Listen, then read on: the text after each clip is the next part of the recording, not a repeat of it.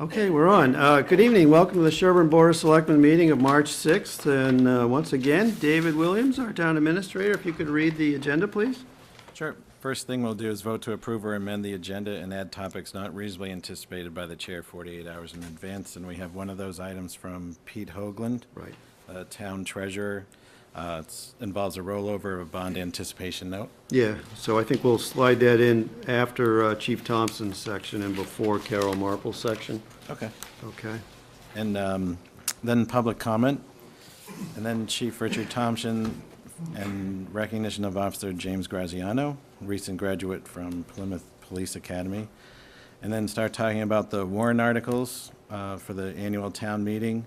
And we'll start with the employment agreement between the town and police lieutenant, and personnel admin plan change, and amending Chapter 3 of the bylaws.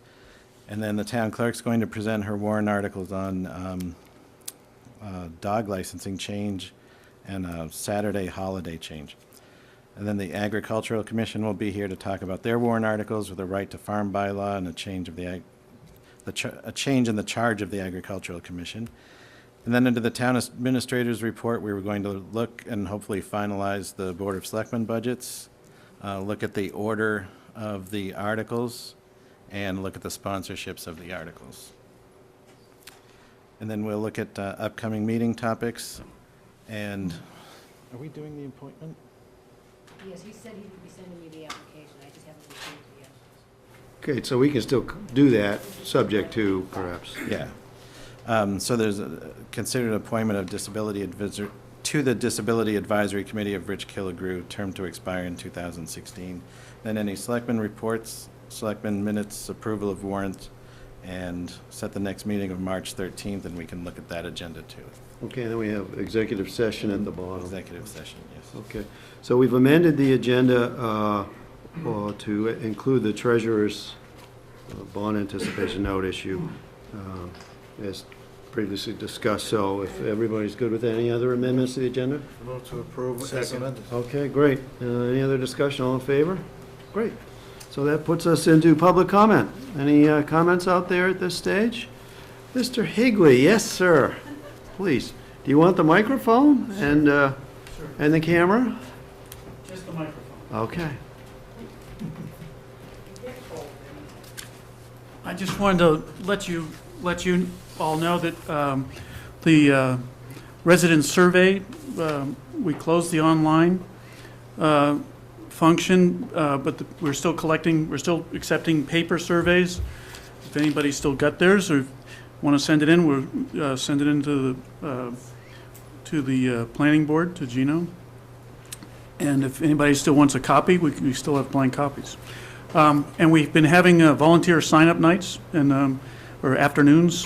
We've had 2 groups of high school kids with community service hours, but not just kids, we've had adults as well.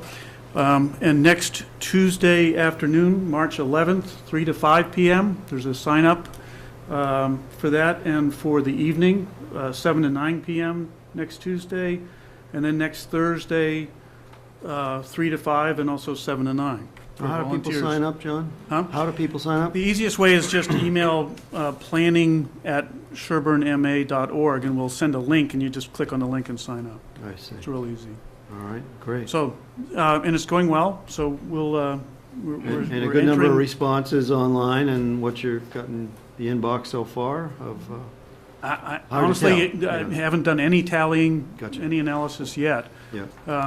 But people are spending time to do this survey, and I think everybody who's doing the data entry is impressed with the care and thoughtfulness, so it's really And you'll kind still of accept paper versions of it. That's correct. So would it be helpful if there were some at the window of our office? I Some think there is. copies? There are some there? Okay. I know there were, I think there were, I think there's still some. yeah, So if somebody was looking for one, Yeah. they could grab it at Town Yeah. Hall. Great, thank you, thank you. okay. I saw another hand back there. Yes, sir. Please identify yourself. Last time I was asked to do that, I got myself in trouble, so. Okay. Is the record remain silent?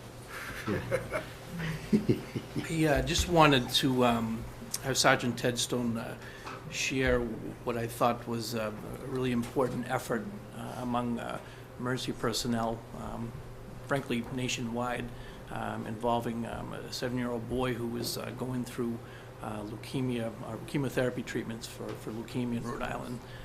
Sergeant Ted Stone and Officer Laquadera went and participated in the event this morning in Rhode Island, so I wanted to have him share his experience with that. Great. Good evening. Yes, his name is Tyler Seddon. He's from Pascagoula, Rhode Island. He's 7 years old, and he was initially diagnosed with acute lymphoblastic leukemia at 3. After numerous treatments, he was declared in remission at the age of 3, and apparently it's come back at 7 years old, and he's not doing very well. And I guess his birthday was today, and I guess his birthday wish was to have a couple cards. It initially started out as having a couple cards from the local police department sent to him to wish him happy birthday, and it spiraled into thousands and thousands of, well, I wouldn't say thousands and thousands, but hundreds, if not thousands of officers, firefighters. There were some Marines down there. There were other military personnel there today. He's a huge fan of public safety, the military, and requested that some people send the cards. Again, it snowballed into this huge outpouring of support from firefighters, police, military, and we went down there this morning. They held it at Wright's Chicken Farm because it turned out to be such a colossal event that they were overwhelmed and they didn't have anywhere near the capability. So I think that was in Burrillville or somewhere in Rhode Island. I forget the name of the town. But he didn't, his mother came right out and said, you know, we're sorry that he doesn't seem to be very excited, but he's extremely excited. Thousands of gifts. We sent a bunch of nice stuff down to him, a card, and we all signed the card and sent him a bunch of gifts. So he was very happy, and it was a really cool experience to be there for him. And fire chief spoke and some police chiefs spoke, and it was just a really cool event to make his dream come true just by us showing up and saying hello to him and shaking his hand and giving him a card. It was kind of the highlight of his day, and hopefully we wish him the best of luck, and hopefully he's going to improve and do well. But we went down there and were able to participate, and it was a really cool event. Terrific. I heard on the news that he was made honorary police chief and was driven around in a cruiser, that was a real thrill for him. He was, I guess the way they started out the day was they picked him up and they brought him to the police station for roll call, and he participated in roll call. And then they brought him to, we got there before him. There was a huge procession from Rockport, I want to say somewhere on the North Shore, and then they met at Canton, and there were troopers. There were someone said there was someone there from Australia. The Kentucky State Police were there, Connecticut State Police, Rhode Island State Police, Mass State Police, a host of local agencies. Just pretty much everywhere you look there would be new patches, but it was really cool. The police chief for his town got up and said, you know, my name is, I forget the chief's name, my name is so-and-so, I'm the former chief of police, and here's Tyler, he's the chief, and if you have any questions, you know, speak with him about it. And it was a really cool event, and it made his day, so that was pretty cool to just show up and be part of that process. Thank you for doing Great. that Yeah, for my him. pleasure. According to the news, it really meant a lot to him. Yeah. I bet it meant a lot to you guys too, huh? Yeah, I mean, just showing up, and it was really cool to be able to make someone's day just by being you and showing up. But typically not the response we get from people. He didn't try to run? Yeah. Yeah. I don't expect it every day, but it worked today, so. That's great. Well, thanks for sharing that as pleasure. well. Yeah. Thanks, Chief. Okay. Chief, you might as well stay put, huh? Sure. Because I think you're up next. Yeah. You got something exciting. We actually had that seat lowered so Luke wouldn't look as tall as me.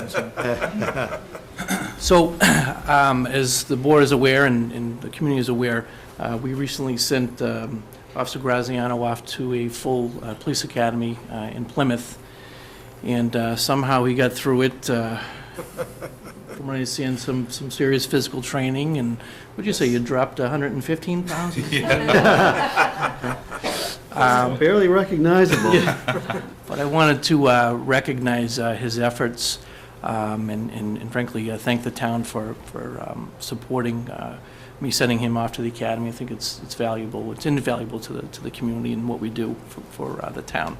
And I wanted to put Jimmy on the spot because he's going to have to get used to raising his hand and testifying in court, and have him kind of walk you through what he had to do over the, Good. how many weeks? Right, 22 weeks. 2 weeks. Wow. Yes. So first and foremost, thank you, Chief, Mr. Williams, and the Board of Selectmen for giving me the opportunity to go down there. It was a great experience. Similar to the part-time academy, intermittent academy that I attended 6 years ago.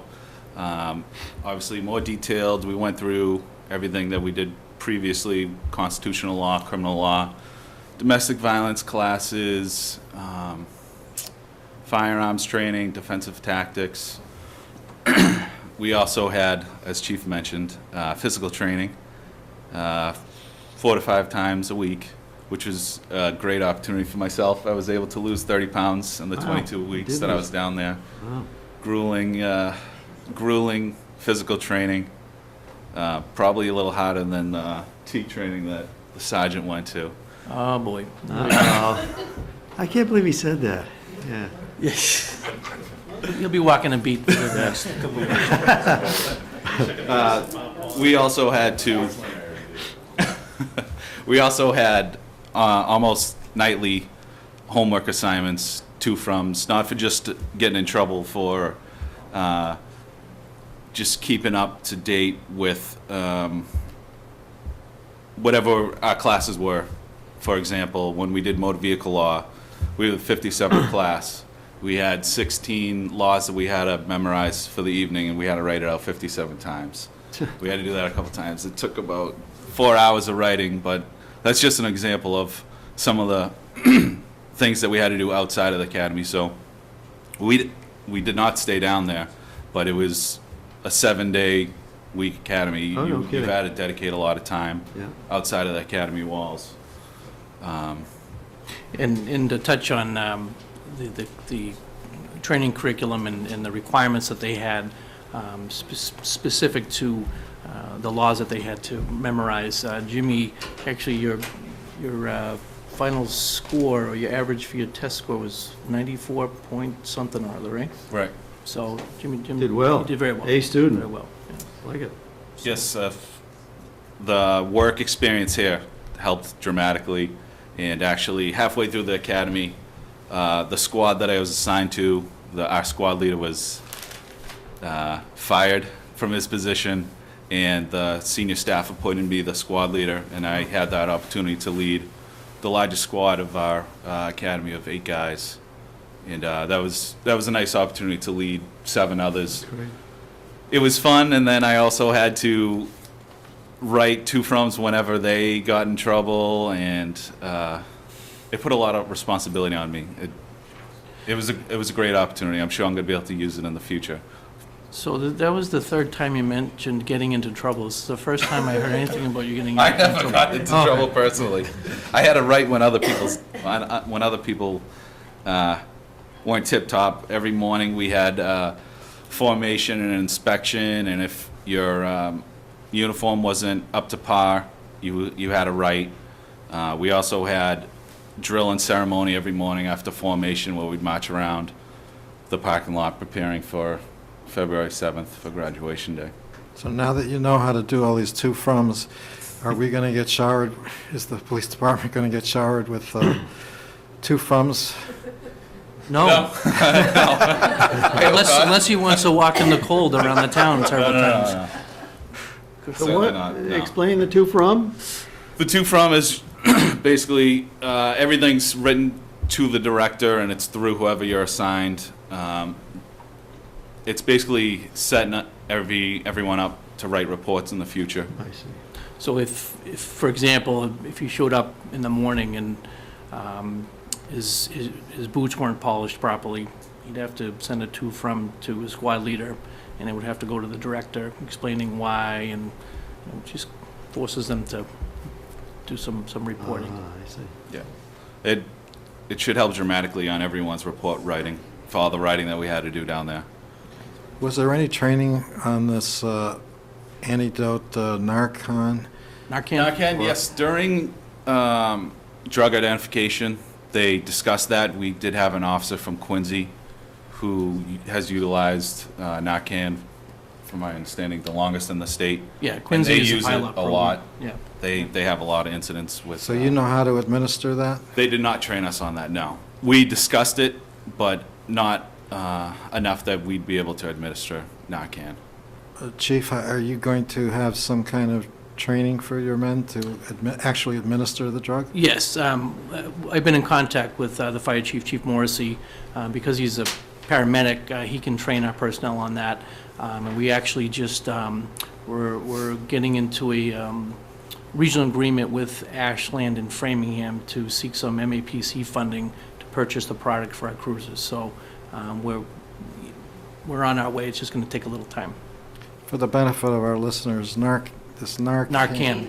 drug allows the brain to communicate with the lungs and start to breathe again when there's been an overdose, that the overdose has the effect of cutting that signal and stops breathing.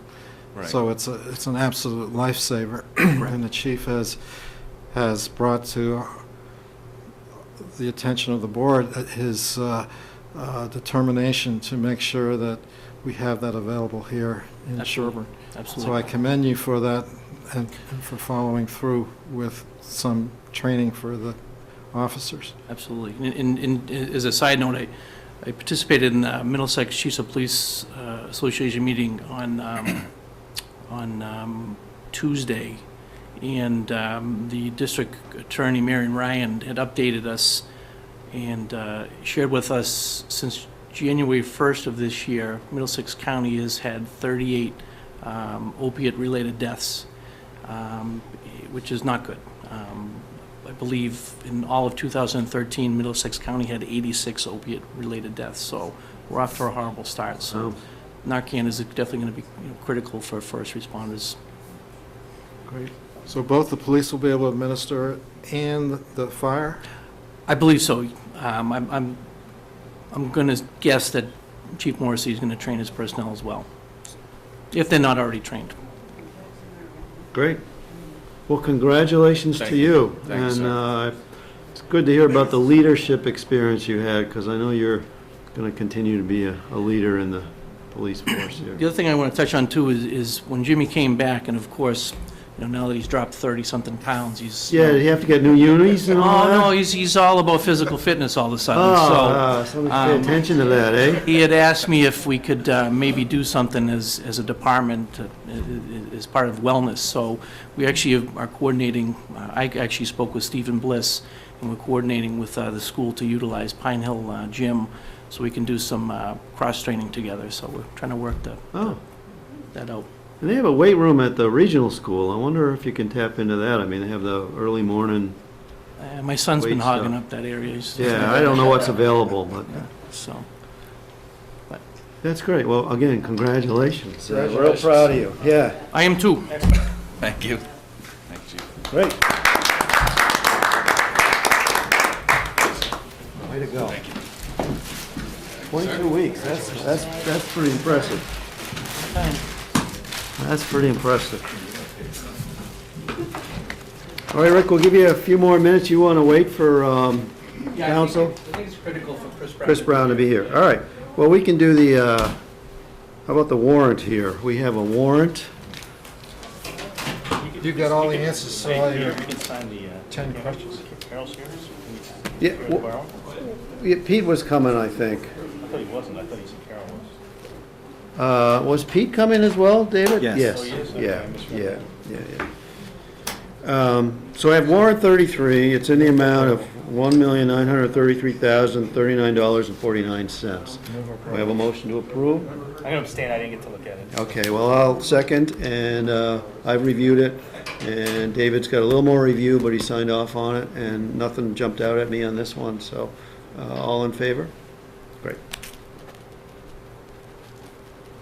It's a lot of dough, but part of it's what we're talking to Pete about. Financing is a big slug of it there. Oh, I should You should sign it. Okay, well, That's good. We could do that appointment, you think, David? Yeah, we had requested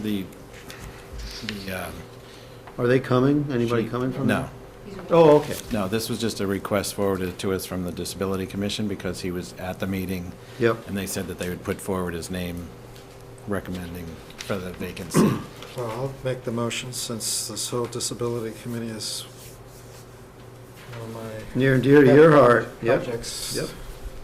Helped create it.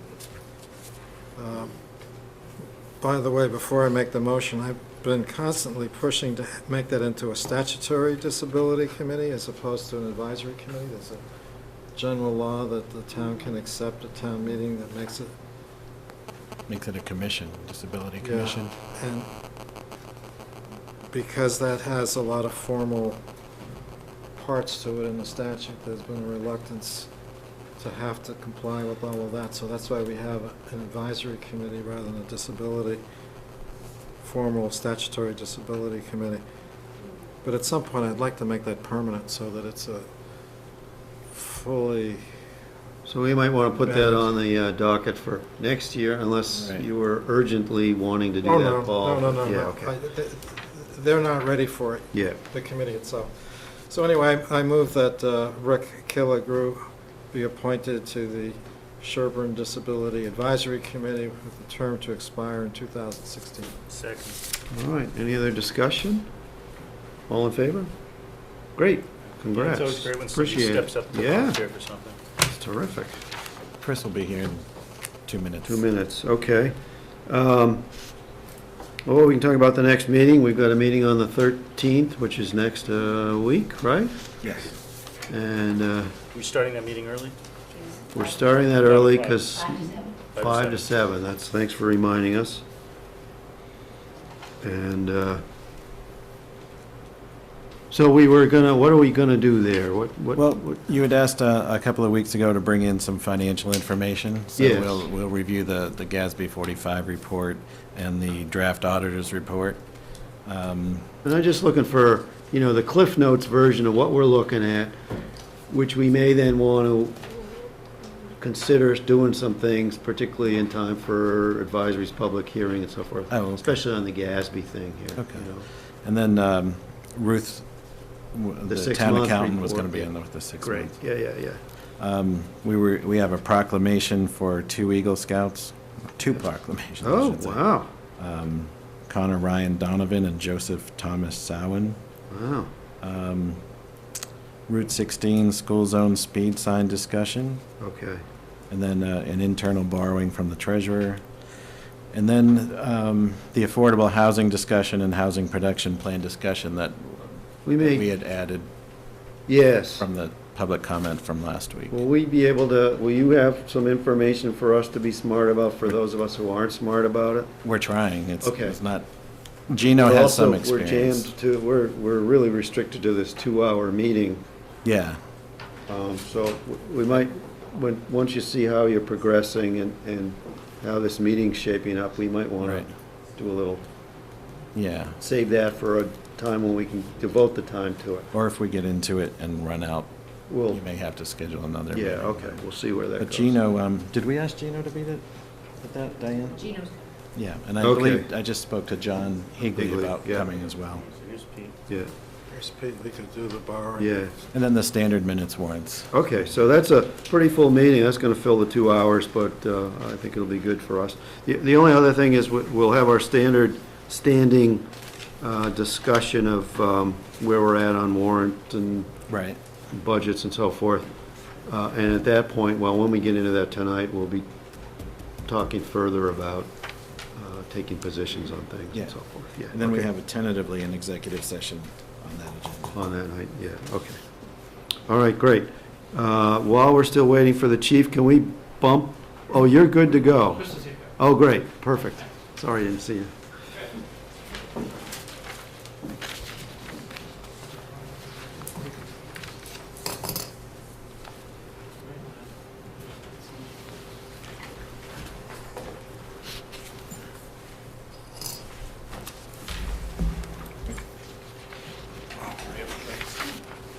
How are you doing? Good, how are you?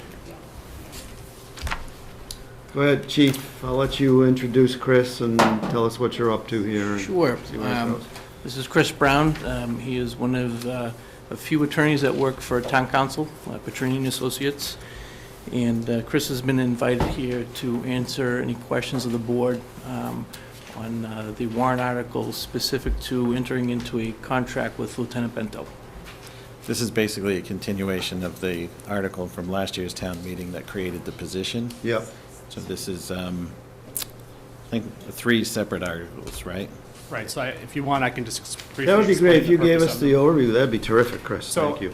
I mean, the chief, not to use the word chief, but the issue that you have with creating a police lieutenant position, and then trying to have terms for that police lieutenant that are consistent with, at least consistent with what he was getting when he was a union member, is that the union members get benefits that are greater than the personnel administration plan. Yep. So the purpose of having an employment agreement would be, to keep it consistent with his benefits that he had as a patrol officer before he was promoted. And so that's the first article. The second article is an amendment to the personnel administration plan so that you can have benefits for him that are different than other employees under the personnel administration plan. Yep. Because right now, as the bylaw exists, or the plan in the bylaw exists, he's not one of the positions that are exempt from that. So that would add the police department superior officer to those positions. And then the third article basically would allow the selectmen in future years to enter into the contract, to renew it. The reason being is that there's a couple of statutes that allow selectmen to enter into employment contracts, but the positions that they can enter into those contracts with are delineated in the statutes. Town administrators, police chiefs, fire chiefs, things of that nature. So this amendment to the bylaw would give the selectmen the ability to renew the contract in future years, Okay. On the without going to town meeting for a vote. Right. So it gives, so that, I'll go that one you just talked about, the third one. So if I read this just as a layperson, one of the things I'd be worried about or an objection that I could see coming forth is that there's a perception that this is giving broader abilities to the Board of Selectmen, which it is, to do what we're trying to accomplish with Lieutenant Bento. The question is whether that broadens what we're doing and how we deal with that, Right. how we answer that objection to the extent there are objections raised. And town meeting could amend, Okay. amend, So to make a motion make to it more amend what the specific change or would be, some other thing. if they wanted to do that, If yeah. they wanted to do it. On the first article, we haven't finalized any agreement with Lieutenant Bento. And so am I reading this correctly? The voters of the town are authorizing a yet-to-be-finalized agreement with him? That's No. not my understanding, but So I'm reading it incorrectly then? I don't know the status of the negotiations. We have a draft agreement, but they haven't signed an official agreement until after it gets out of town meeting.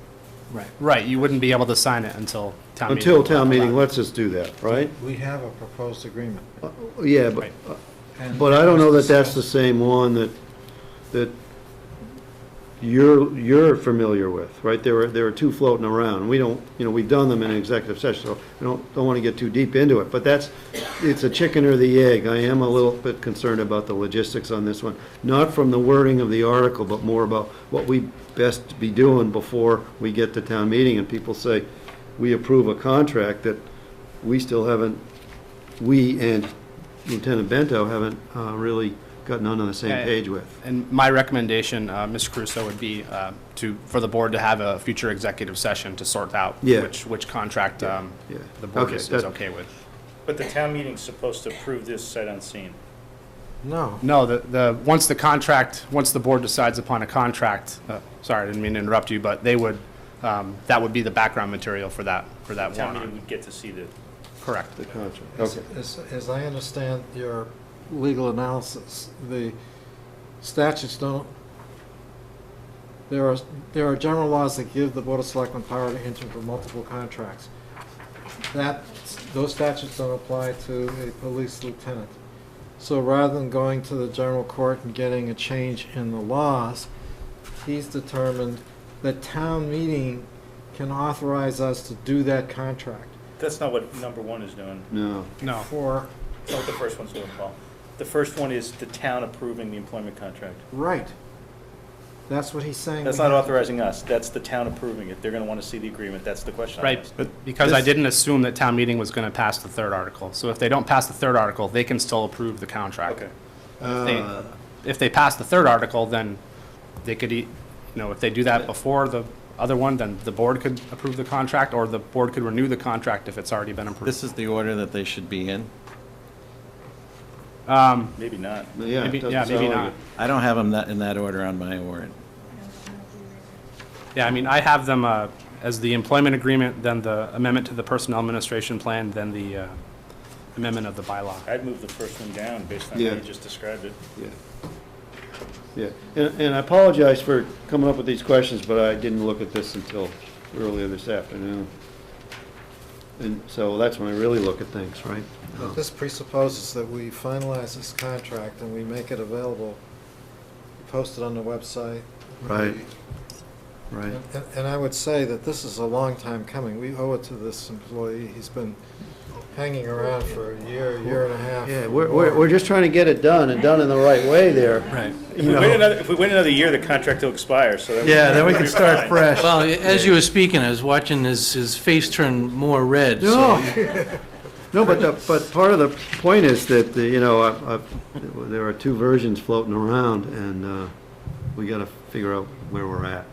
That's not the correct version that's in. That's in here, okay. Then I think we're closer than we think we are. Okay, that's what threw me for a loop, and I didn't want to point that out. And there was, I mean, I know we can't talk about executive session, but there was clear discussion about this in executive session. Yeah, so I think we're Okay. closer. So we just have to have an executive session where we're all on the same page, Correct. approach that big, handsome guy with the gun back there, and everything's cool, you know.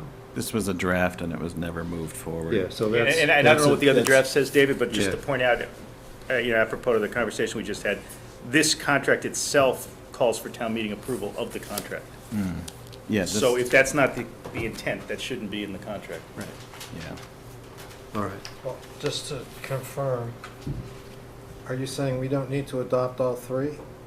Or are If you you s- saying we should adopt all three just to be safe? If you sequence them the right way, and if the first one would be amending the bylaw, or amending the personnel administration plan, then you wouldn't need the The third? town meeting's approval of the actual Well, contract. well, just to help me out, we need to do, and the version I'm looking at is the short version that the town approves it, and then the bylaw one. We either need to do that one and the bylaw personnel administration plan change.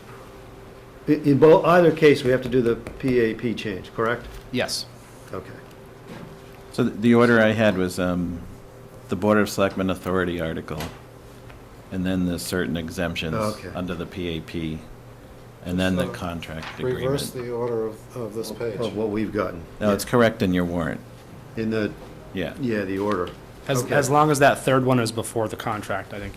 Yes. Whichever order you did, it Yeah. would be fine. Okay.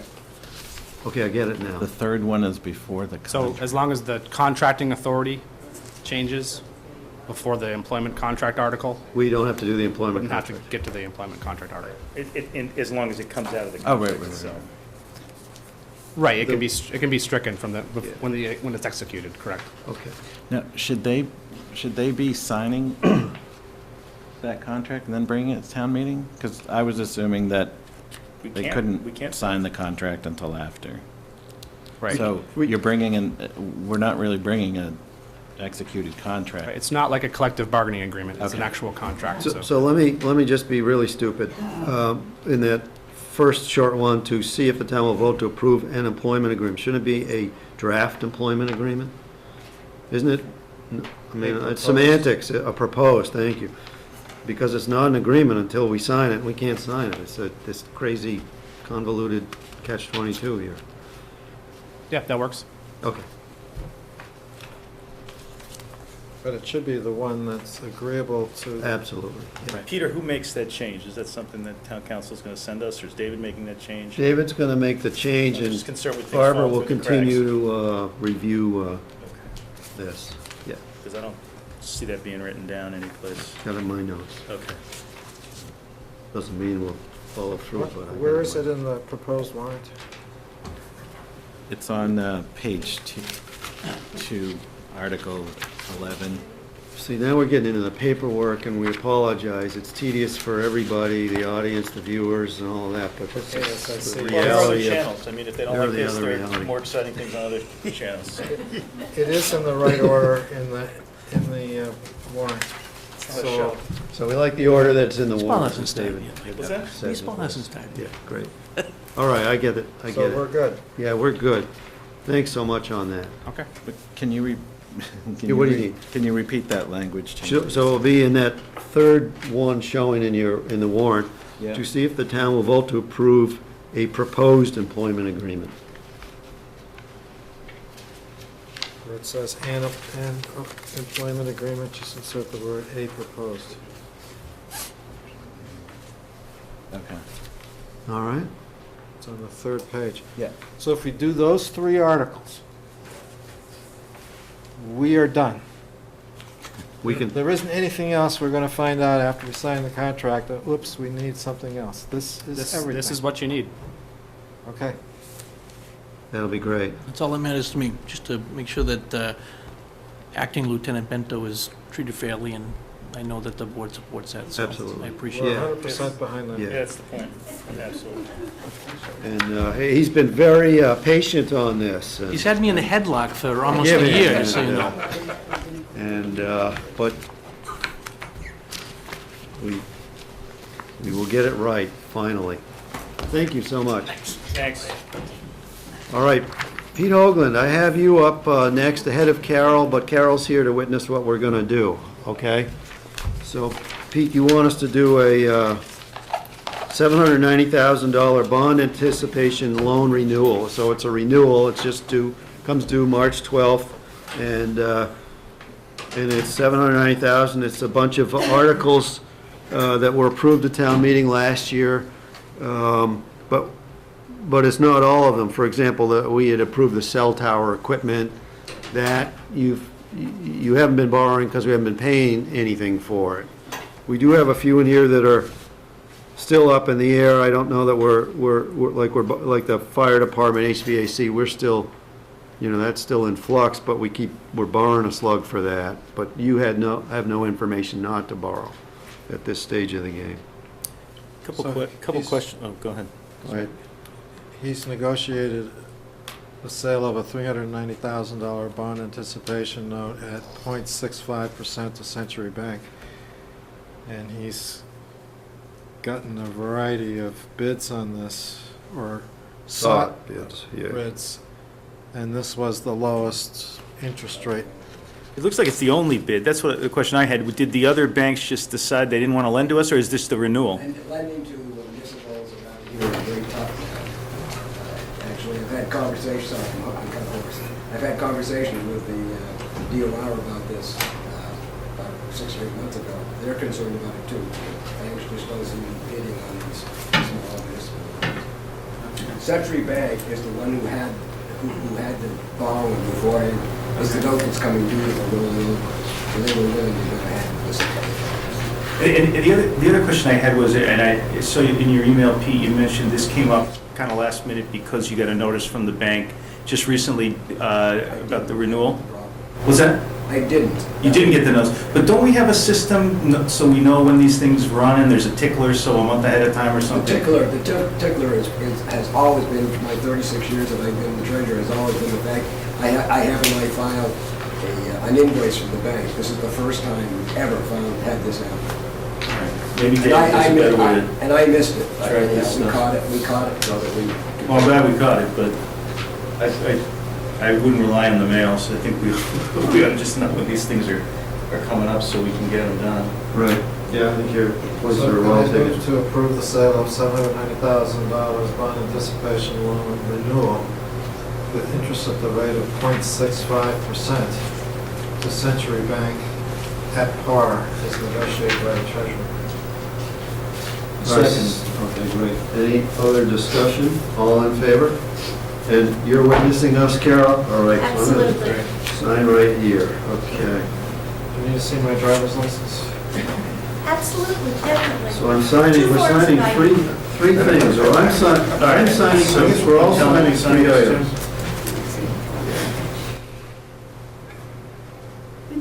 You should check his identification. I know where he lives, so, Yeah. We don't need Peters because the chief was just here, and I'm sure he's seen that license plenty of times. What was that? yeah. It's still there. I said you don't need Peters. You've seen his license You've plenty seen of my times. license a whole bunch, yeah. Really funny, Mike. You get the comic of the evening. There you go. Anything else?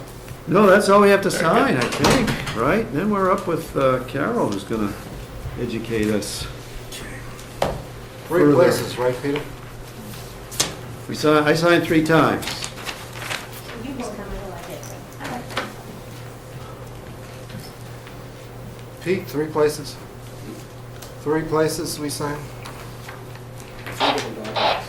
The note, the clerk certificate, and the But only one copy of all 3.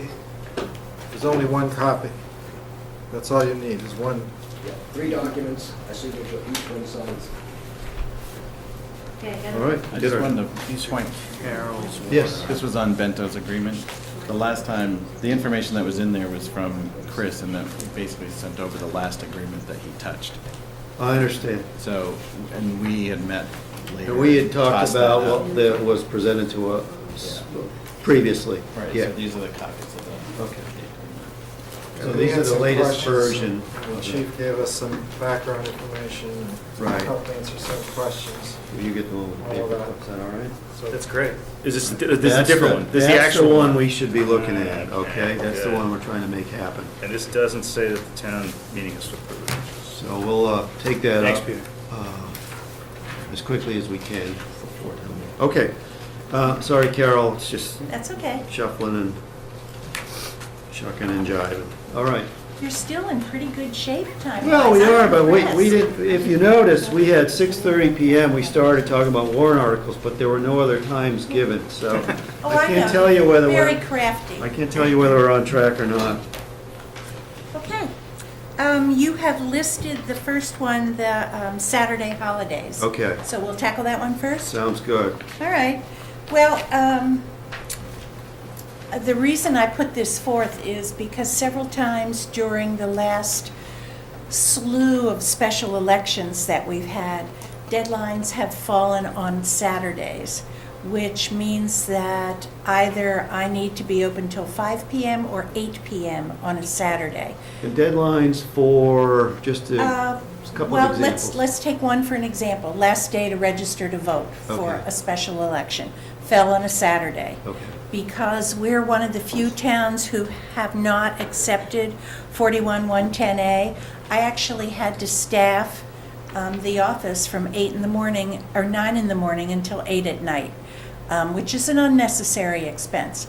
So, in talking to the Director of Elections in the Secretary's office, she said, well, why haven't you accepted that? I said, I can't answer that, but we'll take care of it. So at their suggestion, I put forward this article. And it refers to another section of Mass General Law, which says that when the last day for the performance of an act falls on a holiday, the date moves to the next business day. next succeeding business day. Yes. So if we had already accepted this, in the case of the last day to register to vote that fell on a Saturday, it would have gone to Monday. Yeah, Monday. And to keep the office open until 8 PM on a Monday is much less expensive than to staff an entire day, an evening on a Saturday. So, and it actually gives voters, citizens, a little bit extra time.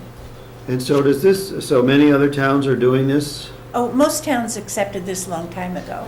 I don't know how we ever missed it. I didn't believe any towns were still open on Saturday. This surprised me.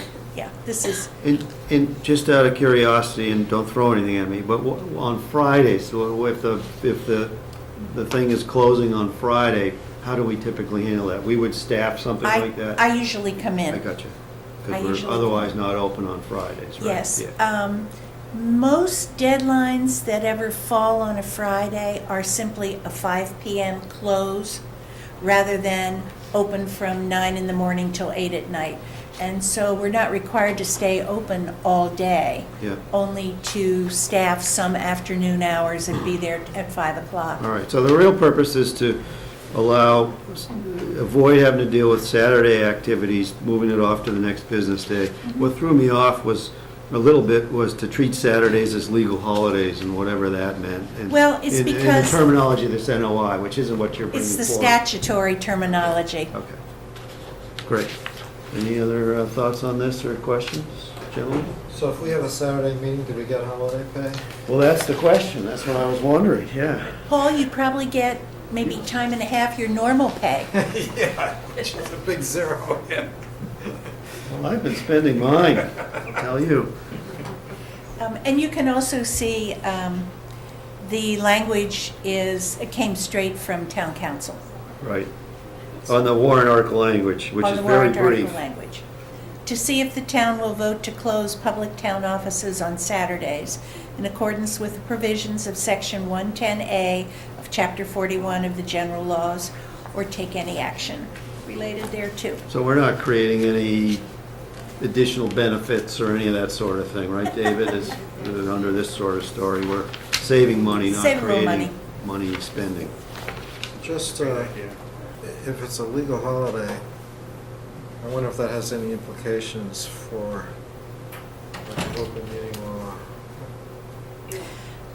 The Attorney General already recommends against meetings that are not generally during times available to the public.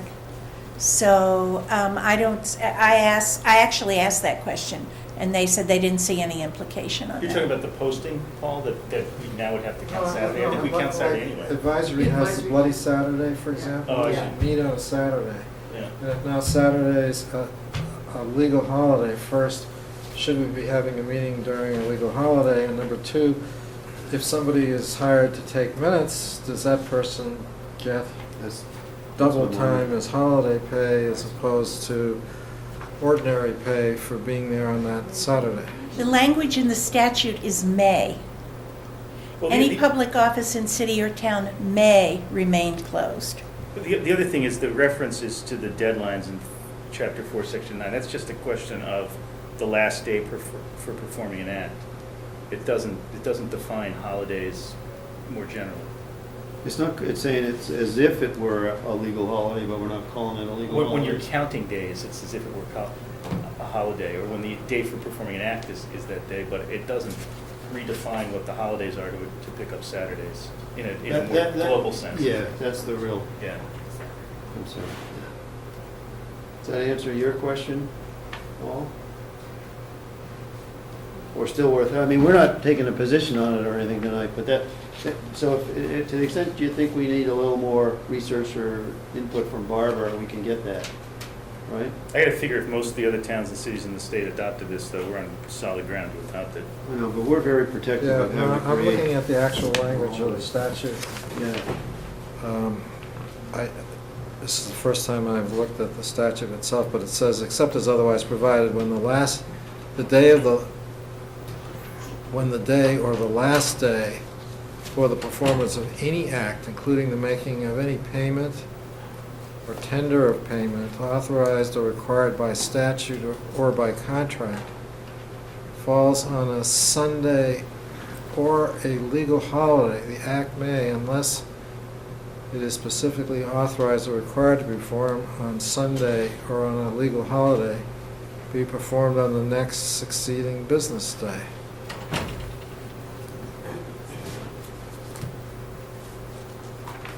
But don't if the tax bills fall due on a Saturday, they go to Monday? Yeah. Monday? Is that what we've been doing? Well, I don't know if maybe we shouldn't have been doing that, because it sounds like we didn't have this statute in place until now. The tax bill, you can set the due date. They shouldn't be setting it on a Saturday. Right. When we're closed. We said it, yeah. And I'm sure she doesn't set it on a. That would be a nightmare for her if she did that. That would never happen. That's all. So, yeah, I read the last line of the paragraph above that, Paul, or the last half of that. And it's just treating it as if it were a legal holiday under what you just read. But it's not making it a legal holiday with all the benefits that would otherwise go for it. So I think we're probably good. Thanks, Carol. You're welcome. What else you got? You got, Dogs. okay. I've paid the penalty, This is, $25. oh, it's, 3 dogs, now you want to make it higher, okay. well, actually, it's already in the state statute. So I just want our bylaws to match I understand. the state statute. So. Sorry, Paul, I just hit you. Recently, well, not very recently, but within the past year, the legislature passed a new Animal Control Act. And one of the clauses, one of the little sections in there deals with the penalty for not licensing your dog. And the language in the state statute is, let's see, it's in here. Whoever violates this, and it lists the sections, shall be assessed a penalty of not less than $50. Well, ours has been $25 for a long, long time. So I propose that we change our bylaws by removing the $25 and instead inserting not less than $50 per violation. Why wouldn't we just say $50 for violation? Because right now, as you have it, it's really, I don't know that it complies with due process. It doesn't tell anybody what the fine is. Oh, okay. I mean, As far as I'm concerned, it could be $100. It's up, I don't want Peter to get caught again. okay. for $100. Well, that's my own doing, so, But, I Language- think we've been talking about trying to increase fees and fines and so forth, but whatever the number is, I think it should be a number. You think it should be the exact number? That's fine. I mean, I'm okay with that. The language came from town council. There's another reason to do that. If you want to use ticketing type of process, ticketing only works if the amount is specified. There you go. And here, not less than 50, that means you have to go find a judge to see whether it's going to be 60, That's what I was 70, thinking. 80. It doesn't put people on notice of what it is. Right, but if the amount is specified, then she could do a ticket rather than filing a complaint in district court. Make your life easier. How many of these fines do you impose a year? Hundreds. Hundreds. We have about 1,000 dogs in town, and usually we've only licensed about 800 when the penalty period starts. The first week of December, we send all known dog owners that lime green form that says it's time to license your dog. Licenses actually expire at the end of the calendar year, December 31st. And then people have until the middle of February to actually license the dogs. And people that don't do it by that time, then we send them a nice little penalty letter that says, oh, you missed the deadline. And now you are required to pay the penalty per dog. So, yeah, it's usually, There's 10 times more dogs than people who show up at town meetings. you think we should let people bring their dogs to town meeting? Only if the dogs can vote. So Well your informed. recommendation then is that we just go from a straight 25 to a straight 50? I agree. yes. Okay, and I'll run that past town council again, and make sure she's okay with that. All right, Great. I'm okay with that. Did I see a hand up back there, Pat? No? Yes? No, you're good. All right, Carol, thank Anything you else very I much. can- No, That was great, we're thank good. you. All right, thanks for I- coming out. I Good to would see you. also say that nomination papers, as you all know, we've already had town caucus. Yep. But nomination papers are still available until March 25th. And what do people have to do to get nomination papers? Just come in and get them, and they need signatures or something? Either the person who's running must come in and sign an application, I see. or someone else may pick up the papers for them if they have a signed letter of authorization. Yeah. And then the proposed candidate must go out and collect at least 20, no more than 50 signature registered voters and turn them in by the 25th. Gotcha. All right, great, thanks. All right. Public service you. announcement. All right. All right, I think we're up with John Dowse. Yes, sir. Thanks for coming, John. Good evening. Good evening, how are you? I'm doing fine. Is this the new Red Sox look? Well, you know, it's the winter time, you know? I get to relax a little bit. So, the Agricultural Commission has put forth two warrant articles. One is to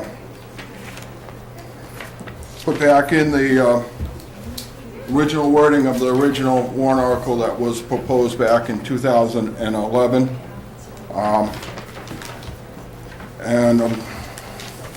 I was before the, thank you. Oh, the creation of The creation purpose of it, yeah. on, if you, kind of the history of it, that particular year, advisory committee had recommended no action be taken on the article. Town meeting floor rejected the advisory committee's recommendations. A motion was made, and part of the article was removed and then voted on. We are looking to put that back in. And, you know, I'll just kind of read the part that was left in. The purpose of the Agricultural Advisory Commission will be to support commercial agriculture and other farming activities in the town of Sherborn, period. The next part was what was removed that we'd like to see put back in.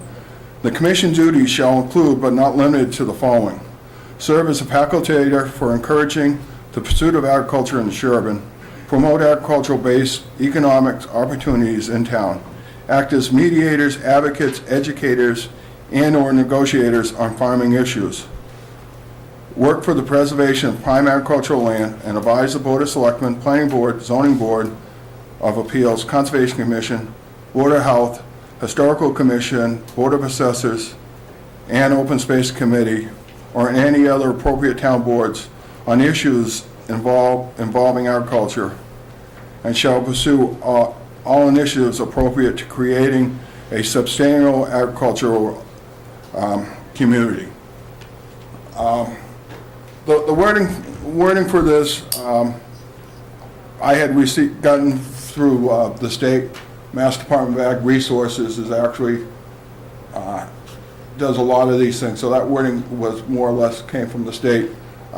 To give you an idea, to date, there's approximately 156 agricultural commissions in the state. I think there was about 15 to 18 added in the last year or so. But that was as of January of this year.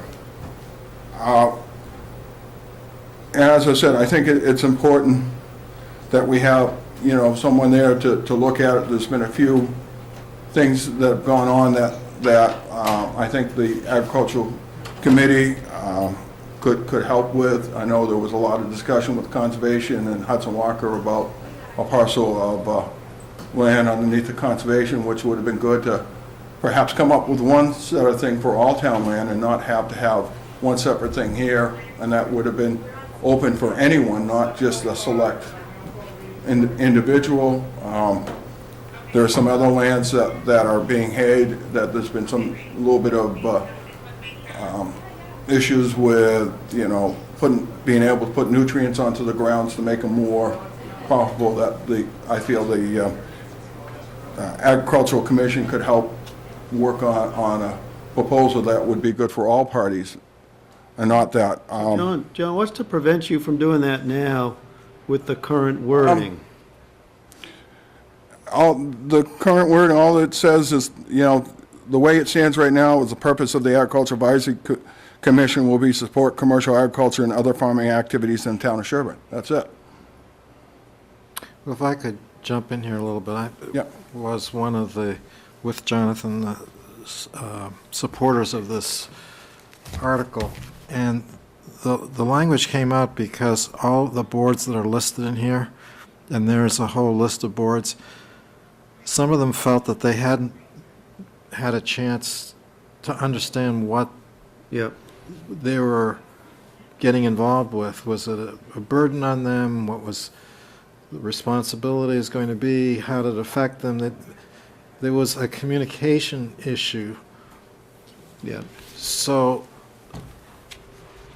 to go forward with this, I think it is a good idea because it's what the state has recommended, it's what other towns have done. But in order to go forward in a practical way, the planning board, the zoning board of appeals, and so on, need actually for you to, or someone to go visit them and reach some consensus about what this means for them. Does it mean more work? Does it mean what for them? That was the question that came up, and that's why at the time I think advisory was reluctant to go forward with it. When we took that out, then everybody felt They were more happy. comfortable because Yeah. they weren't directly named as having some unknown responsibility. Yeah, so I guess, you know, based on that, it does, of course, raise a question, would the, Conservation Commission be required to have the Agricultural Advisory Commission weigh in on whatever they're doing? I think that's one of the concerns they would have, that hopefully they'll come to an understanding in order to, I don't believe Support on anything this, in there that forces them right? to do it, but it in my mind, it's a tool for them to assist. I understand, Yep. you're looking to be a resource to all those groups and whatever they're doing. I still think you can do it under the current charge that you have, but this may help put it out there better.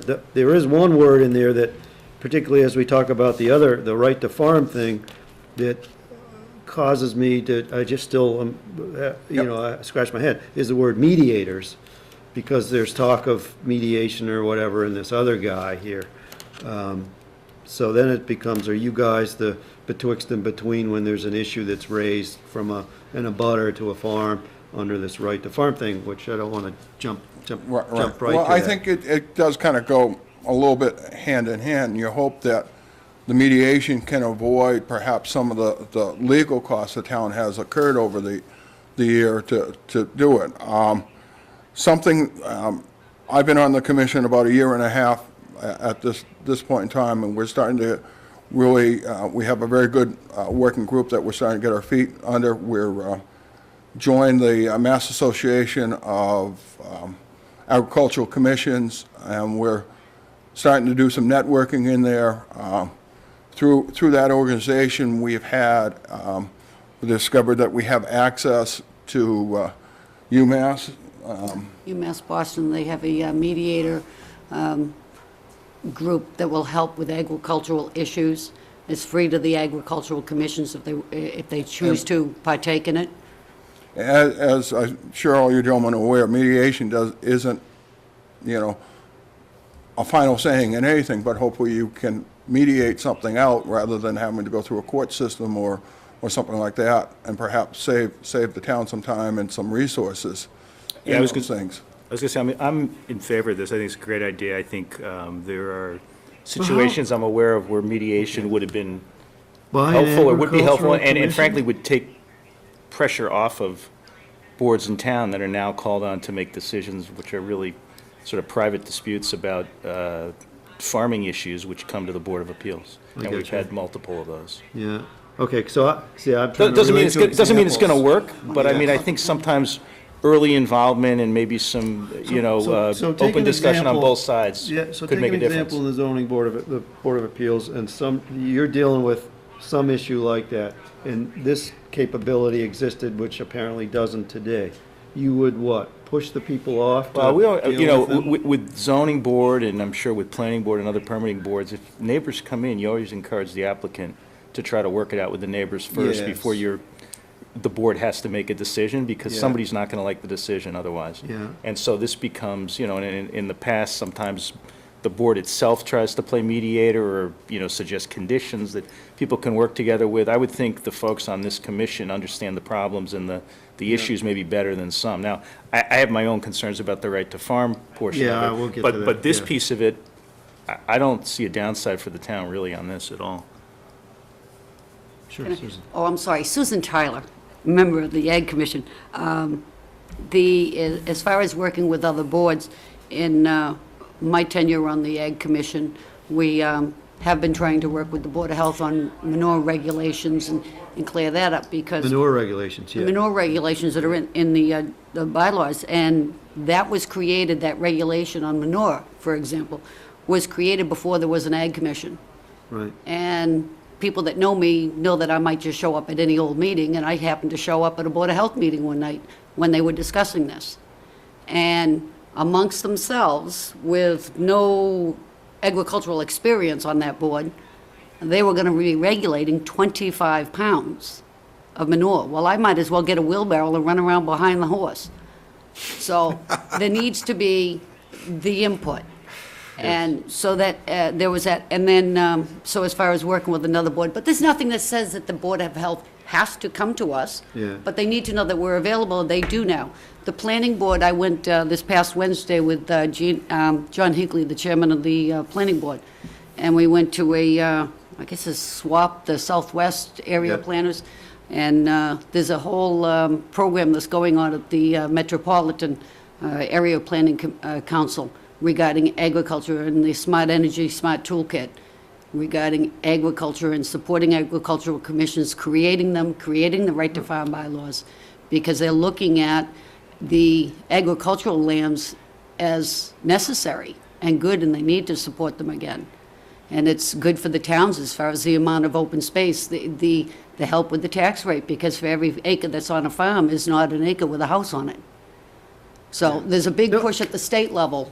No, I get all that. I'm just trying to understand how, practically speaking, whatever this commission does today, how that will change and what the potential issues are, that you have to be able to explain to people that you're asking to vote for this. That's all. I'm not Right. saying I object to it.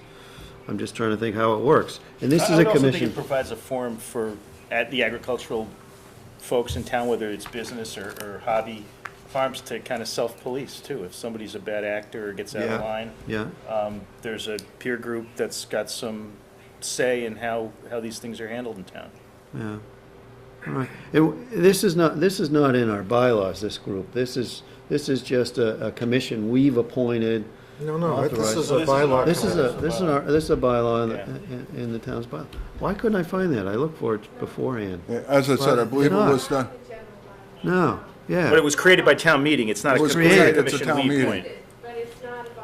Thank you. That's what I just wanted to clarify. Yeah, okay. Well, All I'm a right. great believer, whenever town meeting takes action, it should be codified in the bylaws so people can find it. So Otherwise, they're constantly hunting around trying to find stuff. are we creating something different than an advisory commission when we do this? Do I wonder? Oh, boy, I hope not. My town administrator's shaking his head here. Our town Saying yes administrator. is where I would put my money, Why do you say that? because it's no longer advisory in nature. I mean, a commission, that's what we were talking about, the Disability Commission is different from, it has a little bit Disability more Advisory authority Commission, than, yeah. I don't see anything in here that's not advisory in nature. They have no decision-making authority at all, Dave. So they can do It says what they think advise. as much as people will let them, Right, it just Correct. says, right? Right, but when you get out of that is when you've got a board that's administering money or ruling on applications Yeah, I or things understand. like that. This We're not doesn't have creating any of that. that. Yeah. Yeah, Oh, we'll take a budget. yeah. Oh, no. Well, why don't we talk about the right to farm? so we done. All with this right. one? Well, yeah, I mean, I don't have any other questions other than what I said. Right. I was just trying to understand why we're You know, beefing it up as and I said- how it allows you to do more than you're currently doing. I'm not sure And if I could fully say, grasp this is that. something, the wording for this, and actually, and the wording for the right to farm bylaw is something that's been put out there by Mass Department of Ag Resources. So I mean, it's not like it's a private group that's doing there. The right to farm bylaw. Let me see, what is a right to farm bylaw? A right to farm bylaw encourages the pursuit of agriculture, promotes agriculture-based economic activities, protects farmlands within the town by allowing agriculture uses and related activities to function with minimum conflict with neighbors. The bylaw will support, encourages all types of farming and forestry activities. Why do we need it? Right to farm bylaw. Here in Sherborn, we are blessed to have nearly 2,000 acres of land in agricultural use. Some of this farmland is protected, but not all. Farming is a part of our cultural heritage and contributes to the local economic, preserving open space and the rural character of our town and beloved of the residents and visitors alike. However, here, as in other farming communities, development pressures over the past few years and decades have brought persons new to farming into traditional agricultural areas. Adoption of a local right to farm bylaw creates public awareness relative to the needs of local farms and farmers, and understanding farming operations. New rural residents can be surprising to learn that the beautiful agricultural landscape, sometimes accompanied by odors, noise from fieldwork, and other necessary byproducts of farming. Many states, including Massachusetts, adopts right to farm language in the state statutes to protect active farmers, displaying these byproducts of farming operations to be looked upon by the neighbors as part of the heritage and fabric of their town. In acceptance of a minor inconvenience, great good comes from maintaining open space, local produce, and viable agricultural businesses. The right to farm bylaw is a way of showing our commitment to supporting agriculture. The right to farm bylaw that we presented to you, we had a model that came from Mass Department of Ag Resources. We also looked at several other communities that already had it, and we haven't changed any of it. We have, there was one section that we felt did not feel appropriate to the town and been a little bit more of a nuisance to the residents, making it more undesirable. This does not give the farmers in the town of Sherborn any more power than we already have. All it does, it just makes awareness at the local level to what the state statutes already say. Well, go ahead, Susan. I was going to say, as far as with the it being a bylaw, it's in the books. There is a place that a resident can go and look, and it refers to the different individual laws that are already existing at the state level that afford that farmer these rights. Yeah. And so now it's in one place. It's in one place for the other departments in the town to look at. So it's there, and I have to say there's been some meetings of late where everyone is singing the praises of the rural village, the rural character of Sherborn. Well, a lot of that is those 2,000 acres that's in agriculture. So I say let's get out there and say we really support the rural village character, and you need to support the farmers. And again, it's not that you're affording them any other rights than what they already have. It's just the town saying and standing by it and standing up and say, yes, we do support the farmers that we have. I understand. So don't get me wrong. My business, I have a sales guy that sells to the agricultural business. I've been to shows, ag shows all over the country. I even wrote a paper on how to eliminate mastitis in dairy cows caused by stray current in the ground, wet ground, by using my hoopy scoops to make the ground drier. So there's my ag claim say to there was a fame. grounding rod. So I love ag. I love that. You know, I would go to these shows and you say that's the core of America right there. It's awesome. So I love it. But what I read here is this is going to allow you. And I went to college in Pennsylvania, and I miss the smell of manure. You know, it's. We can take care of that for you. Yeah, so we don't have that here. And I traveled recently through a right to farm town, Westport, and you could smell the manure in that town. So there's definitely real farming there. So this is going to allow Paul to drive his tractor 24 hours a day and let It already allows his him. rooster crow, He's already and I allowed. can't complain if I live It's next already door. allowed. I don't know And that. I just want to point out, Westport, when you were down there smelling that lovely manure, they have a right to farm bylaw. No, I know. They have a sign just- as you enter the town, yeah. That's already in there. There's nothing, as I That's said, how we're you not have to adding make anything. that clear, that we're really doing nothing more. You're attempting to do nothing Is more we're than just what's already bringing allowed. forth to the townspeople the attention of what the state laws already say. We're not creating anything new. We're not creating We're not anything taking out anything there that- away. We're So not- if I were to complain about Paul's tractor noise and the lights at 3 in the morning because he's got to make hay when the sun shines or doesn't, In the middle of the night. and I take it to the zoning board because I don't know where else to go, or I go to the zoning enforcement officer and say, this guy's keeping me up at night, I don't like it. Is he today going to say, too bad, it's state law, Well, it's that's where allowed? the agricultural commission come in and mediate and Mediate that. and act as the And go out there and educator ask him why he's to explain. ask him why I know, he's I'm doing just- it at 3 in the morning. I'm Is it just trying to because there's a get the torrential practical rainstorm coming? reality here. And the fact that you as the neighbor, this field, will, judging by the size, will take him probably another day. And then he'll be done for another 3 months until the second cutting comes around. Yeah, I'm just You saying. got a question out there? Yes, I do have a Chief. question, actually. So, we have a bylaw that talks about noise, and the police department has the authority to enforce that. Yep. So are you saying that a farmer in the town can crank up their vehicle and drive around their farm, and the neighbor can't complain at the police? And better yet, the police have no Well, authority? I'll tell you, the neighbor has a right to complain to the police. Unfortunately, the police really don't have much authority or have much control to do something about the complaint. No. Before or after the right to farm? There's a law that says that farming cannot be considered a nuisance. Nuisance for odors, dust, smell.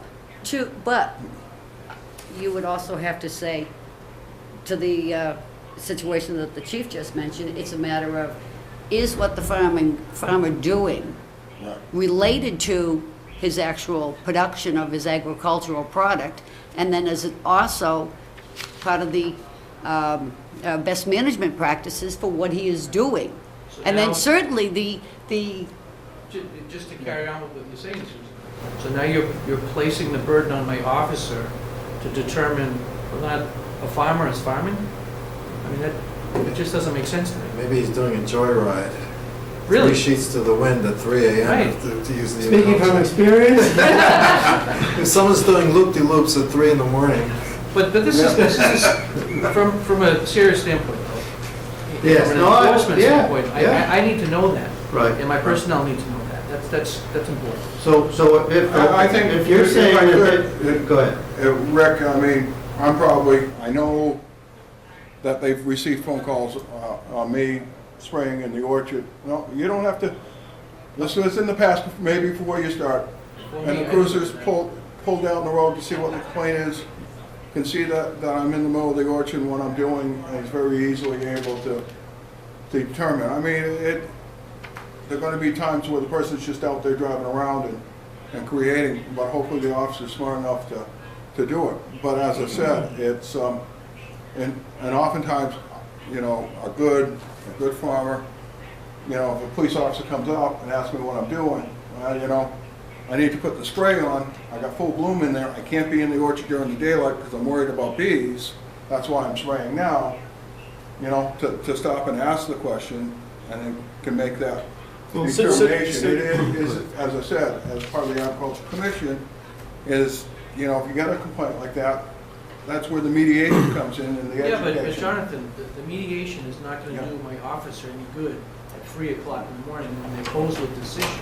We have a neighbor complaining about noise, and now you're saying to us, you gotta put on your farmer overalls and determine whether or not this person is farming or not. Well, No, he's a farmer, you called him up at 3:30 in the If morning. you want me to do that, we can do I'd that. be more than, Rick, No, that's, No. seriously, yeah, I no, would. no, I mean, there's not a ton of that in the town, but that already, as long as it's determination of who's looking at it, And I agree. it's already state statute. I'd agree, though, there is What? not a ton of that, but when it does happen, we need to know which way we can go with it. That's all I'm saying. I understand, I hear you, so. But it's So, already. yes, so here, you know, here's just for what it's worth, my thought on this, and I'm very familiar with other towns that passed similar language, and other parts of the country have even more stringent right to farm laws that are actually nuisance protection Yeah. laws adopted at the local level. And I don't have any qualms about saying Sherborne's a town that values its farms and promotes farming and everything. But my thought about this language and this approach is it's a little disingenuous to say this doesn't have any regulatory effect, it doesn't have any legal effect, it's just codifying what's already in state law, and at the same time have the language that's in here that appears to put a further thumb on the farming side with respect to any kind of dispute or any kind of an issue or nuisance. So I don't know that we need this language. I don't know that it sets the right tone in terms of, you know, we are a farming town. On the other hand, we've got 4,000 people who live in proximity to the farms, and most of the farmers I've known in this town and have seen, including yourselves, have, you know, coexisted for years and been, you know, great interactions, as, you know, as far as I know, with neighbors and with others, and people, you know, people value that, but it doesn't mean there can't be somebody who's a bad egg who comes in and does something that's, you know, maybe within the letter of this ordinance, but not really within the spirit of what we'd want to encourage in terms of coexisting. And, you know, then where are you? So this puts a thumb on the scale of somebody who wants to take advantage of it, and that's where I've got And concern about it. unfortunately, we all can testify there's always going to be someone that's going to take advantage or push that, and there's no, you know, you want to hope control it. I mean, I don't really have the answer, but there's always going to be that one person.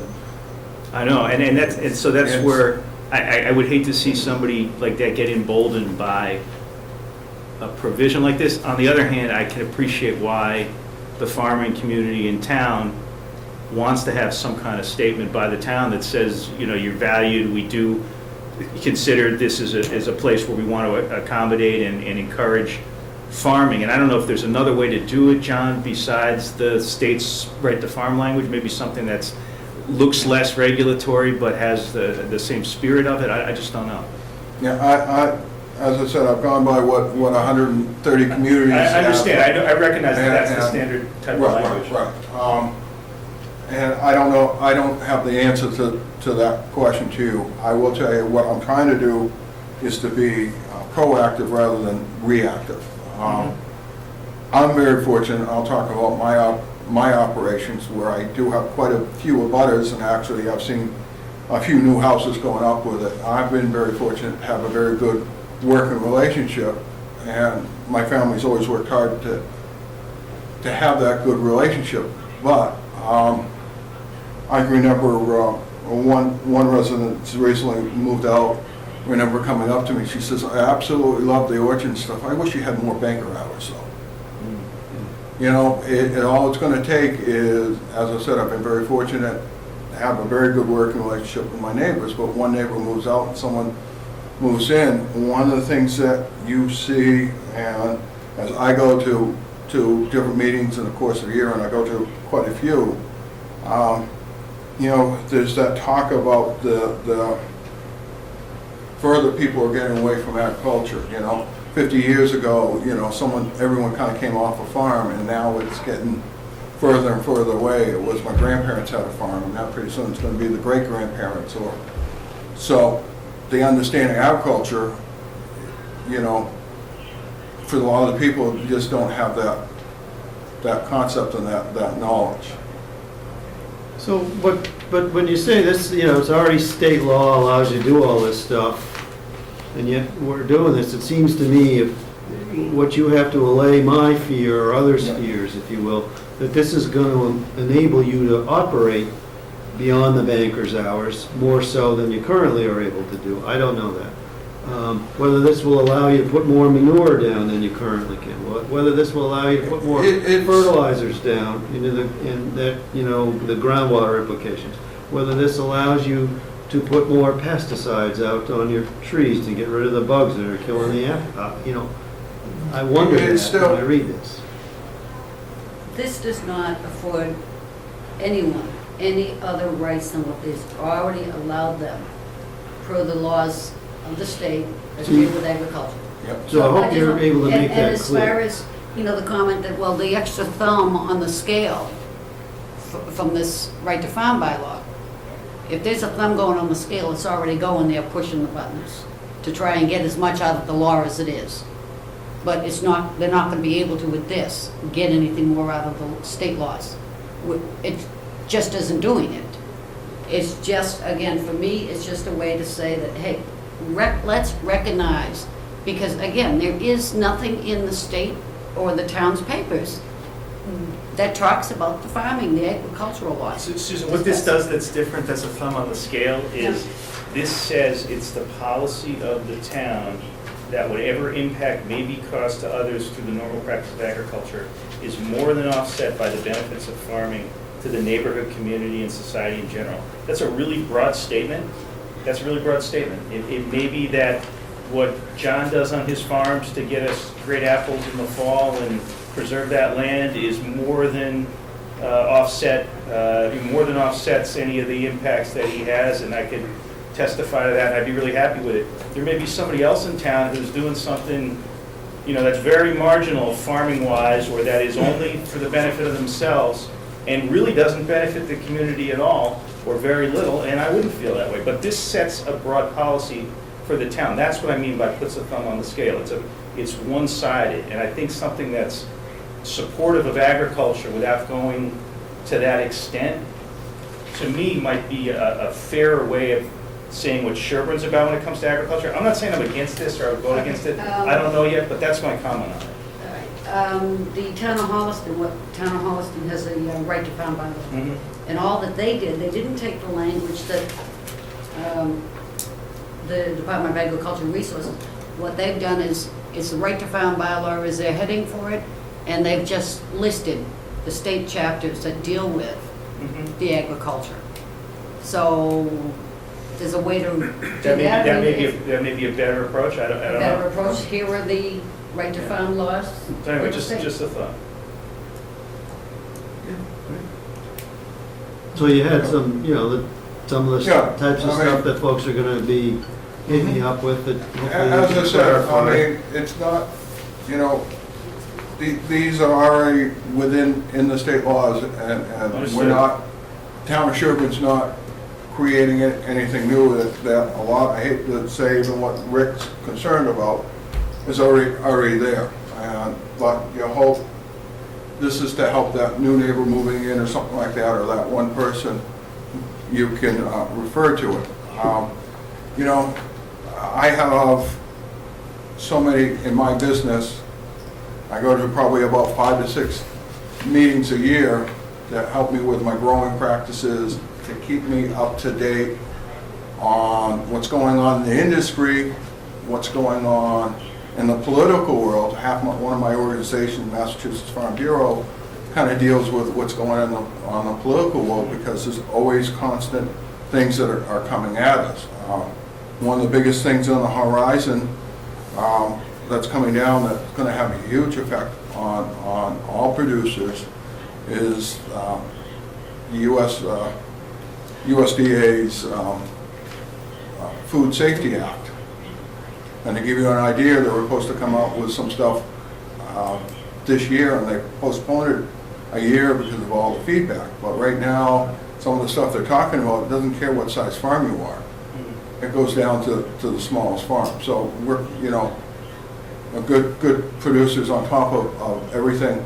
You know, a lot of this for me, I'm very knowledgeable of it. My brother's been very active in state and actual and federal stuff. So oftentimes we are referred to this. This is just helping some of the other people that aren't as well educated in these type of things. You know, as far as putting down more manure and more chemicals, trust me, the last thing I want to do is put out more chemicals. They're getting expensive. You know, you got to understand it's, you know. Makes the apples a tougher sell when you got stuff on them too, I'm sure. So, yeah. Oh, yeah, well, you know, the less I can use, the better off I am. But I'll tell you, it's an ever-changing world. Yeah. Probably one of the few industries that still works with my college professors. Yeah. And I go to 2 to 3 meetings that just talk about what's changing. And what I did last year is going to be different this year just because of the weather. So. Awesome. Hey, thanks. Thank you very much. That's great. Hey, John, you also had, there's an email here with some information on it that you sent to Diane, or somebody sent it? She had requested some information. We did the best we could. Just what is this? That's what I was wondering, what it's. Which one are you referring to? It looks like it's from the Department of Revenue, some information and. Oh, that's the... And some That was, special. some of the, one of the questions was what. Yeah, I was trying to get you to come up with, and when we met. Oh, this came out time. of this, okay. Right. The best we looking could for do was the chapter 61 and the land values as far as chapter Okay. 61. That's That came from the assessor's office. Yeah, Okay. so what I was Thank trying to you. do is get, you know, folks, a piece of everybody's tax bill supports agriculture. Well, What's yeah, I'm the- gonna, what's if the I could payoff? actually, What's the one of sales those dollars? things Yeah. is, if I could actually say, because that's a misstatement, none of your tax dollars go to support agriculture. A class, you know, many lectures, different meetings I go to. A few years ago, I went to a meeting on government relationships. And this was out of Connecticut. The information is about 10 years old. But one of the interesting things in that report was that for every tax dollar collected for residential property, it cost that city or town $1.10 to maintain that property. For a business, it was 52 cents on the dollar, and for agricultural land, it was 48 cents on the dollar. I will use my own property. My brother and myself have approximately 130 acres. We do have it in 61A and 61B being the golf course. All right, I still have a tax bill that's well over $20,000 because I'm still paying the full value of my farm buildings, my house, and stuff like that. With 2 kids in the school system where a resident on Ivy Lane may have 2 or 3 or 4 kids in there. So if anything, I'm paying more of their share of the taxes. So agricultural and 61A, because the cost associated in supporting that property is much less reduced because it's not kids in the school system. I think that's a good way to look at it. I mean, I'm just, you know, if you just look at the straight, there's $900,000 of tax burden shifting from 61 properties to Right, everybody but else, you and look at- including yourself. And so that's So just all. you look at what it's costing to maintain that, and it's, you know. Oh, I get you. Yeah, it's, Well, that's it's a very right. timely issue Yeah. because there's a lot of debate in town about that. Yeah. And the issue, of course, as John points out, is if that $900,000 worth If of it tax was a revenue were home. received, somebody would be tempted maybe to develop that. I They would might put not be houses on farming. there. If I didn't, And I and get now all you that. have higher I school would be costs or farming. whatever. Yeah, I so. get all I will that. tell you that right out, if I did not have the You gotta drive further tax to get apples incentives, too. you know, I wouldn't be farming, so. Understood. Yeah, no. Thanks. Thanks, John. Susie, last word. The documents that I got from the assessors that was forwarded to you, there are 88 parcels in town, and I think it's just over 1,800 acres that are under some chapter. Some form of that, Some yeah. form. Yeah, in accordance with 61 is law, just yeah. the forestry, and the minimum value that was given to you, the 18,527. Yeah, I didn't know what that number meant. That That's number all right. is the bare minimum for agricultural land, 61A, because there has to be $500 worth of product off the first 5 acres, And then for every additional acre on the, under the agricultural, there's a value on that.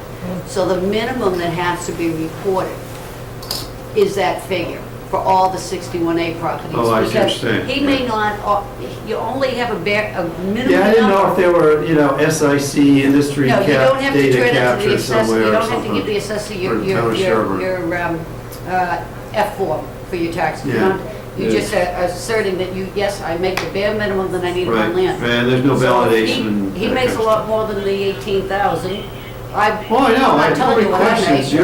you're doing what So, you're doing, yeah. It's the minimum off of those 88, and again, it's only off the All agricultural right. parcels. So, with those, that number conversation, we're gonna move into the next number You conversation. don't have to educate apple trees or bust them to school. That's right. And you don't have to give them Narcan if Yeah, but they you gotta get in give them to the trouble, right? teachers, Elliot. I want some Narcan, that's all.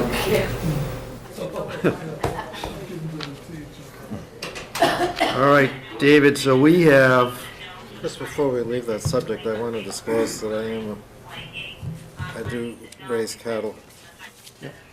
And so this may have some effect on me, but because it's a town meeting article, it has nothing to do with money or specific properties.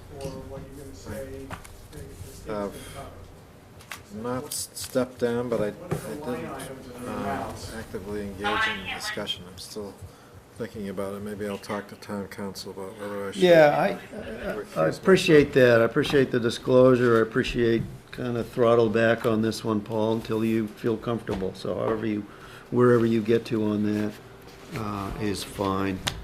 The key is part of the key is perception and all that kind of stuff, so that's great. So we good to move on then, after that? David, we got our nice sheet here, a little package, but it's really the lead sheet that we should focus on, would you say? Yeah. I mean, that basically sums up the Board of Selectmen budget. We distributed the town accountant's most recent model, which is model number 3. Yep, She and I have reconciled these numbers to her model, so they're, they're in there, they're in that model, okay, good. all of these budgets have gone through advisory, other Yep. than Farm Pond, which no, Farm Pond we did last night. Yeah. Oh, okay, It's the capital articles we're still working with Yep. advisory on. So they will be voting, they haven't taken any votes on the budgets. Right. But it looked like we had pretty good reason to believe that these would all be. yeah, so I think we've asked questions, we've gotten answers, you've gotten to the level of comfort by department, with department heads and so forth, to where we're at, so I think we ought to start, I think we can vote these at this stage if everybody's comfortable.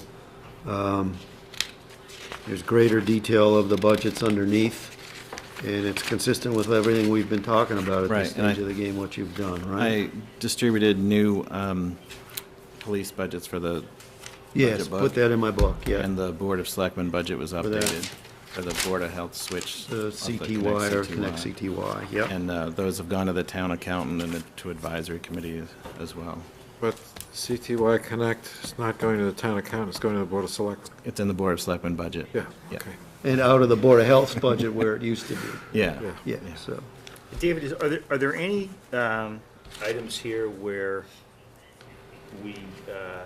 we're cutting something, but with the assumption that it's going to come back in at a later point in time? We had some discussions about CM&D to that effect. I think veterans, we had some discussions to that effect. Well, the CM&D issue is the FY The mowing. 13, I mean, the FY 14 appropriation.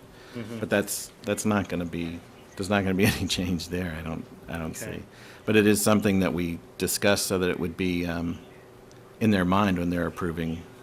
Right, so in that situation, we've captured the full value of need in CM&D budget. Right. It appears higher because of an oops in Right. last year's, or Right. this current fiscal year. Yep. Right. Yep, Yeah, and That helps explain the issue. We're out of whack on snow, I'm sure, already. yes, right. And we had a. And that's in the model. Ruth's reflected her latest and greatest. Oh, do I have that? And, yeah, I think that's the model right there. Great.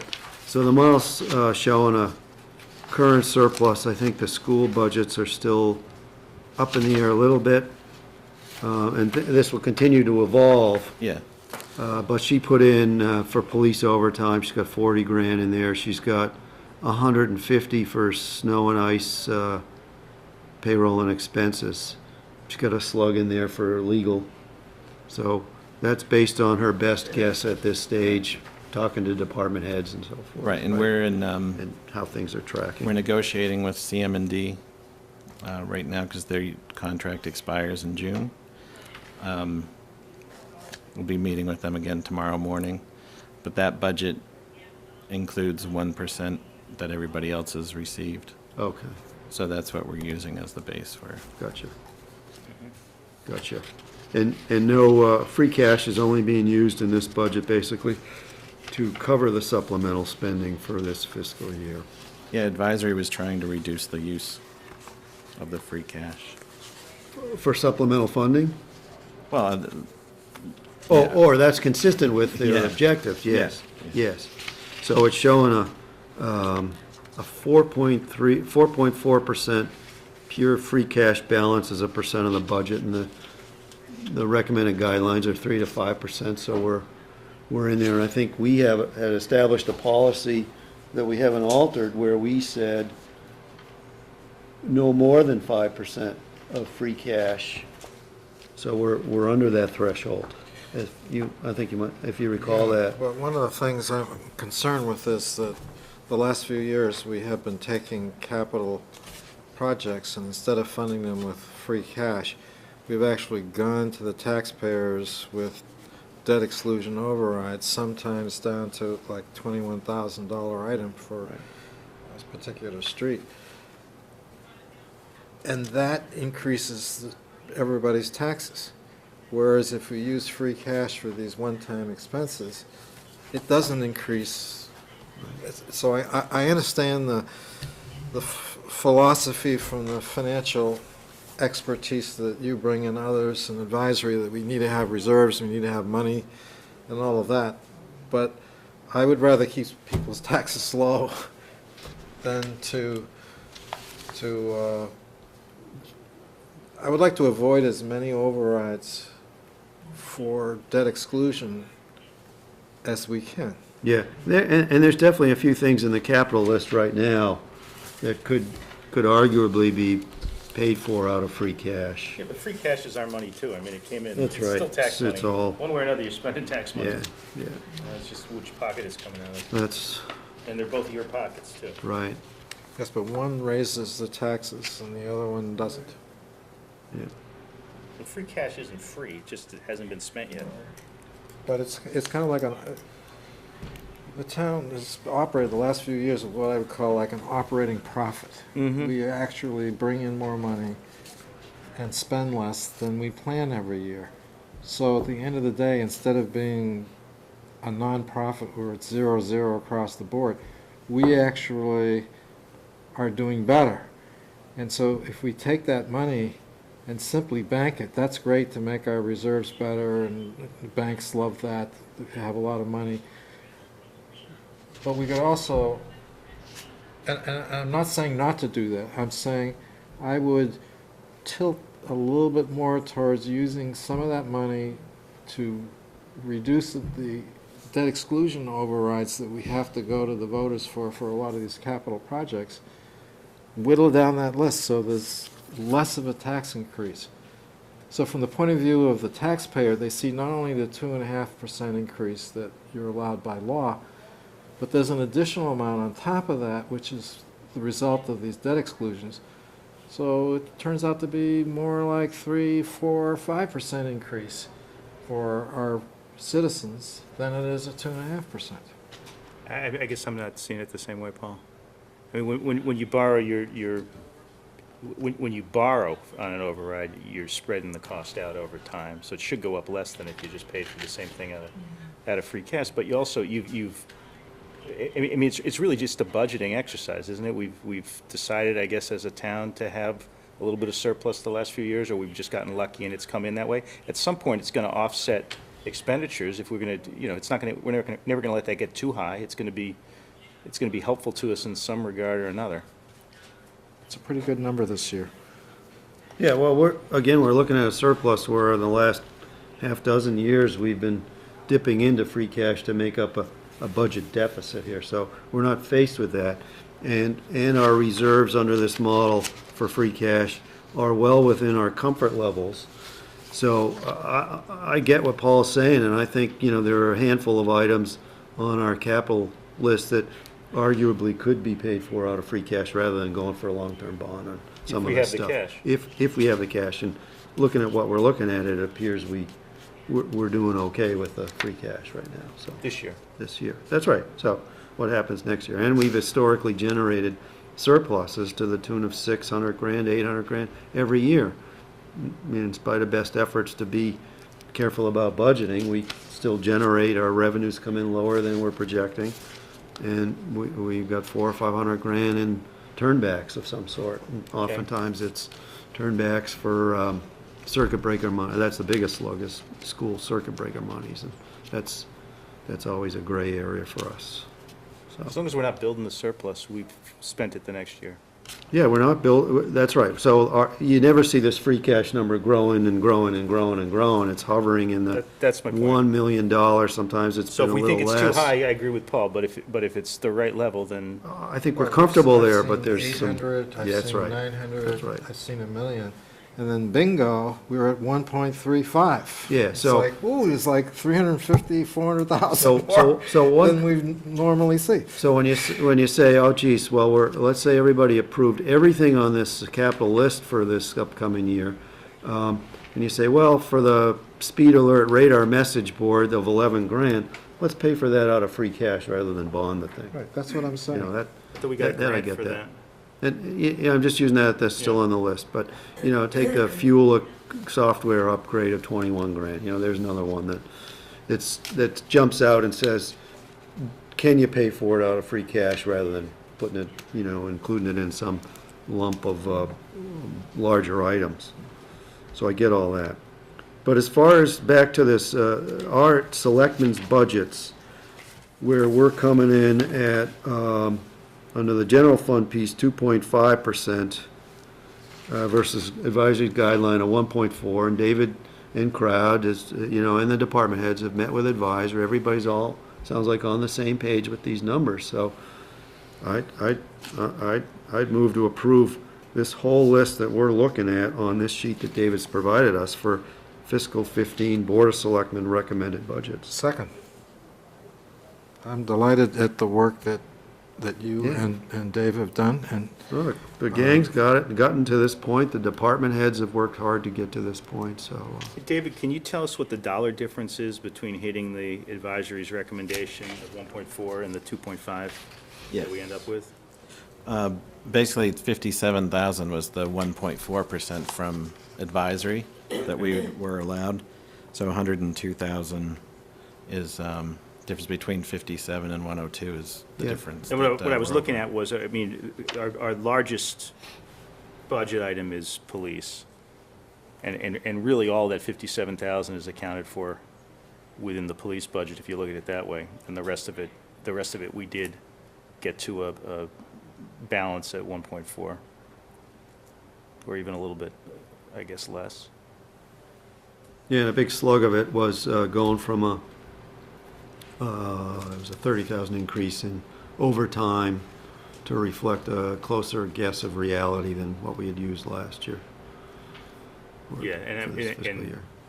I would support the motion to approve it. I just wanted to be able to make that point, that you were charged with trying to hit the advisory committee's mark, and you did a pretty good job of getting there. Yeah, I think, that's what we wanted to do, is show a budget of 1.4%. And then, Peter and I talked about, we hit the 1.4% and see what other things need to be added back in, and talk to That we don't have a lot advisory of about. flexibility on, yeah. Yeah, about adding those things in. And if they don't get added in, then we have to blow that Well, bridge up. and here, let me just point something out that actually I find encouraging. Now, this is based on a review, I'm talking about police overtime budget, that Ruth used in the supplementals here. She's got 40,000, which is on top of the 90,000 that was budgeted. Well, I've seen years where that number's been 80,000 on top of 120 that's been budgeted. So there again, in spite of illnesses, in spite of, folks being out for training and so forth, that number is 130,000 of overtime, and we're budgeting 120, and we know we're still trending in a nice way, I think. So I was real encouraged to see that. And that also shows the Pittman schedule factored in here clearly, and that's what our police have agreed to in their contract. I think that's done everybody well, served everybody well. No, so your piece of the model, I think, is probably the tightest that I've seen Yes. in past years. Yeah, so I'll give you full credit for that. Well, it was good working with you on it. Well, both of you deserve. Yeah, let's stop the love fest. But I would say, here, and so what's not on this list, so we have still as part of discussion of what's been moved and seconded on accepting what David's presented here on the sheet. What's not on here, and I just want to discuss it, are two items that I would argue should fall under the Board of Selectmen at some point, if not sooner. One is the OPEB, the amount that's being recommended to be appropriated for OPEB is $100,000. And we are the ones who bring forth in our warrant articles OPEB stabilization and OPEB liability trust fund.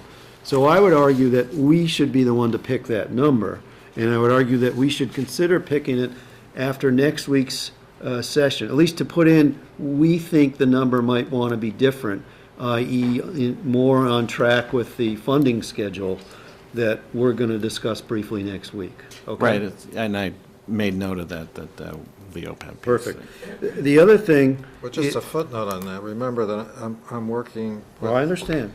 the 351 cities and towns to change some of the parameters that would reduce by billions of dollars the overall liability, so that when that gets agreed to finally and the compromise is made, the number for Sherborn is going to be a lot lower. So the funding schedule we're looking at now is actually funding something higher than it's actually going to end up being. Right, and I think that's great, but, so we may, that's part of our conversation, we may say, well, we're happy with the 100 grand that's provided for right now in this thing, or we think it ought to be some number, and maybe it's not the full funding schedule because of what could be coming down the pike here. Yeah, some But I people think have we been funding heavily for 10 years, like Yes. Wellesley. I think they had a 10-year. They do $3 debt million exclusion. a year. Well, yeah, they had to do a debt exclusion Yeah, $3 million for a year. OPEB specifically. Yeah, so there's that. The other budget line item that we could arguably have some element of influence over is the insurance and employee benefits line item. I mean, when you think about it, we do the Maya contract, right? And we have say on the benefits that are provided, both in the Personnel Administration Plan through the Personnel Committee, and just as a result of who we are. Right. And so we need to continue that discussion. And one of the items that I know we've talked about, we're going to have, is a discussion of an analysis that David's done of the GIC as an alternative to the current plan and the cost savings that appear to be there, and what we might want to do about that, if anything. Yeah, so what I'd like to say is that Pete Hogan will be here too to discuss that. Right. And I did look into that. I don't think there's anything specifying that the treasurer has to do, oversee the health insurance. But And I'm not trying to, take over turf or anything. No, but it's something to talk We have a about. responsibility, I think, and I want to be sure we don't shirk it. One of the ways to justify that transfer is that 2 years ago, the legislature passed that health reform bill that Section empowered 19. the selectmen to bypass a lot of collective bargaining Yes. to affect plan design changes. Right. With this expedited thing, they specifically gave that authority to the Board of Selectmen. So you have now a statute that identifies the Board of Selectmen and the town administrator and town managers as having the critical driving force on setting plan design for health insurance. Do we have to Yeah. accept that statute, Paul, or is that a general law? It's a general law. Okay. So it would Well, I'd just like be, to see us be more forceful or active in this. it'd be a simple vote of the Board of Selectmen, but for your packet next week, we'll have all the information in there of those statutes and what the process would be to Perfect. adopt them. And then, even though health insurance isn't in your control from the policy standpoint, you'd be directing Yes. it. So, So that'll be a very good discussion. So all that being said, it's been moved and seconded to approve the Board of Selectmen recommended budgets as outlined here by David. I'll take a vote on that. Great, good work, David. It's good to get that out of the way, huh? yes. Because we're gonna have to, then we're gonna talk about being at the advisory's public hearing on that Saturday and how we're dealing with that. We'll finalize that next week, maybe. Yeah, I think that will go We'll be really able to- well compared to last. Oh, yeah, absolutely. Yeah, no. Particularly getting holiday pay. And this will be- Yeah, now that we're getting holiday pay. I'll buy the first round with the holiday pay that I have. How's that, Paul? Yeah. Okay, so then we have the annual town meeting checklist that David's prepared, and you wanted to just touch base briefly on that? Well, what we need right now at this standpoint is just a verification that the articles that say BOS as sponsor are truly what the Board of Selectmen wants to Okay. sponsor. Yeah. Because if you're not going to sponsor them, I need to It's not correct that we're taking a position on it at this stage. Not exactly, For no. example, we know we have questions on the ladder truck, for example. But if you were, those that you would vote to sponsor Yes. from the Board of Selectmen would be an automatic inclusion into the warrant. Gotcha. And then the other ones, you will take a position at some point, and your position may be just to include it in the warrant, or it might be to include it in the warrant with your support. Right. But let me just add to what he says, that the general laws, Chapter 39, Section 10, say that the only way things can get on this warrant is if we put it on, or that citizens submit 10 signatures. And Michael will probably say, well, the planning board can put some on, but it's not clear that they can put it on automatically without our okay. Oh, I think that's right, they can't. It's gotta get onto the warrant. So, We're but the vehicle for getting it on the warrant. So we're not the there's only one sponsor. citizen article, so if we are not going to sponsor an article, that takes it off. There is no other, Maybe it's semantics that we're dealing with here. We're the proponent, I don't know if it's proponent, but we're responsible for the ones you've outlined as BOS. Right. We're not standing in the way of these others, but the planning board is putting forth articles. The agricultural advisory commission's putting forth articles. The clerk's got her articles. The tax collector has hers. but they would be listed as on the warrant, as put on the warrant by the Board of Selectmen. Is that how that's done? Okay, I don't, No. I mean, Where would that be listed? that's inconsistent under- with what we've done. I mean, here's our warrant. What's We listed have in the warrant Sherborn is your Governance sponsorship. Task Force. It should be under each article, either Board of Selectmen or citizen article. So That's the sponsor of the article. if you look at, Well, yeah, look at 6.4, page 5. Or 6, articles, no number, but page 5 this of one? this one that David Yeah, I mean, handed so out. many- No, I'm sorry, so many warrants in not that here. one. We have a clean one, Paul, that he handed out, which one right? is that? That's this one. Yeah, so just look at page 5. That's the Sherborn Governance Task Force. That I don't know, whatever he handed out. That isn't proper. numbers on it. Yeah, no, it has no numbers, but it's page 5. Page 5. Just below section 6.4, whatever article number that is, we don't know yet. That's not proper.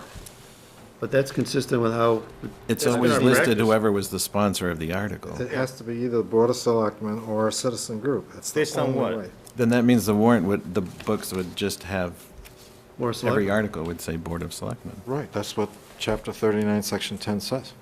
we've never done that. Yeah, we have. Chapter 39, Section 10 says that we create the warrant. It doesn't say we sponsor every article on it. It says the articles either are on over our signature or they're on because of the 10 signatures.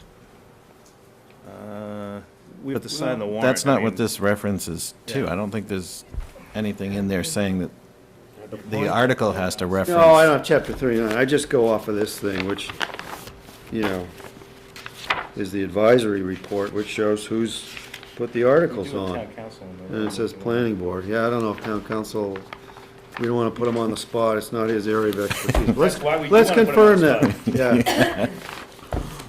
Yeah. Let's go to, let's check that with Barbara, because, I mean, Yeah, we'll definitely it's check it. inconsistent with past practice, though. It's the Unless way I'm it's supposed to mistaken. be. They're all supposed to say Board of Selectmen. Unless there's a citizen article, and there's only one citizen article. Right. Huh. I've never seen that, Paul, but Well, we might have been doing it wrong for 100 years. that's right. So we'll No, check with If you look Barbara. at the past, the the actual actual warrants, warrants. it's gonna say Board of Selectmen. Okay. I don't know.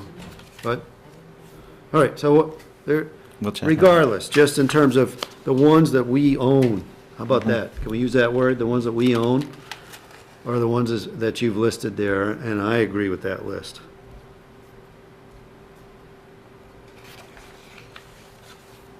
I don't want to be up talking about what the town clerk wants to do. And over time, if you feel strongly about the order of something, moving it forward, moving it back, then Right. we'd want to know about that before we actually vote on the final warrant. Okay. All right. And the other thing we need to think about is whether we want to take positions on any of these prior to, what, a week from Saturday? Is it a week from Saturday or, no, 2 weeks from Saturday? Well, you could take a position on the articles. You mean the non-Board of Selectmen sponsored articles? Well, all of the articles. I don't know if advisory needs you to weigh in on the articles before they vote on them. Yeah, they do. It's helpful to them, certainly. Where's the Board of Selectmen fall on this? And Okay. I've been in advisory public hearings where the selectmen have been, not as a selectman, but as an advisory person. And the selectmen were, they got together and said, oh, we support this article. Right. To the extent we can have some that we are either in support of or otherwise, prior to that Saturday, we should make room for that on the meeting before that, okay? Let's do So, that. yeah, so that would be next Let's Thursday plan for night, that. right? No, a week from Thursday, because it's the 22nd, so we have 2 22nd. weeks from Saturday, So the 20, was it? That'd be, the March 20th, okay? so next Thursday would be the only meeting that we could do that. No, no. March 20th will come will be the Thursday night before the 22nd, right? Right. So we would do it March 20th, okay? You get your It's dates the 13th backwards. next week. Yeah. But Okay, could we also post a selectmen's meeting for for the 22nd. the Yes. advisory committee hearing? So we Mhm. convene and we take votes as we go along. Because many times we'll listen to what people have to say. Yeah, as I recall last year, Paul, we hadn't taken positions on everything until even after the advisory public hearing. You can We had- change your position all the way up to But to the town extent meeting. we think it's helpful for Yeah. people, yeah. All right. That argues against having a vote where And we've got we may anything not wanna in do writing. that. We might not No, want to do there's that. some that we want to advocate for. I mean, I want to advocate for Lieutenant Bento getting a contract, for example. Right, And right, so I'm prepared to get up and speak and argue for it. right. But some of these others, I'll leave to other people to figure out what they want to, Okay, what All they right. want to argue for. all right, so any other further discussion on that, gents? We covered that ground? Well, I think the thoroughly question was, do we confused. want to change the order of You are? any of these things? Yeah, I'm just, Well, you don't have to consider the order tonight. I'm just saying over time for the next couple of weeks. Yeah. If you feel strongly that one of these isn't in the order that, Okay.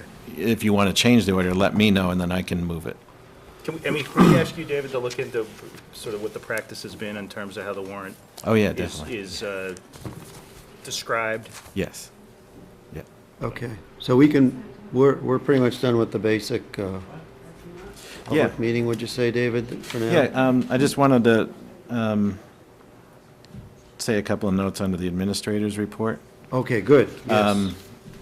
We wanted to try to push for electronic purchase of the farm pond stickers. That website is working and it's available. And we're also going to be discussing fees soon, so people should buy early. Yeah. I spoke to the buyer at 247 Washington Street, and he will be getting us something in writing on that property. Great, good. He has some plans, but I think he's waiting for some, I don't know, perk tests or something to come back. So before they finalize what they're going to do. That'll be great. Yeah.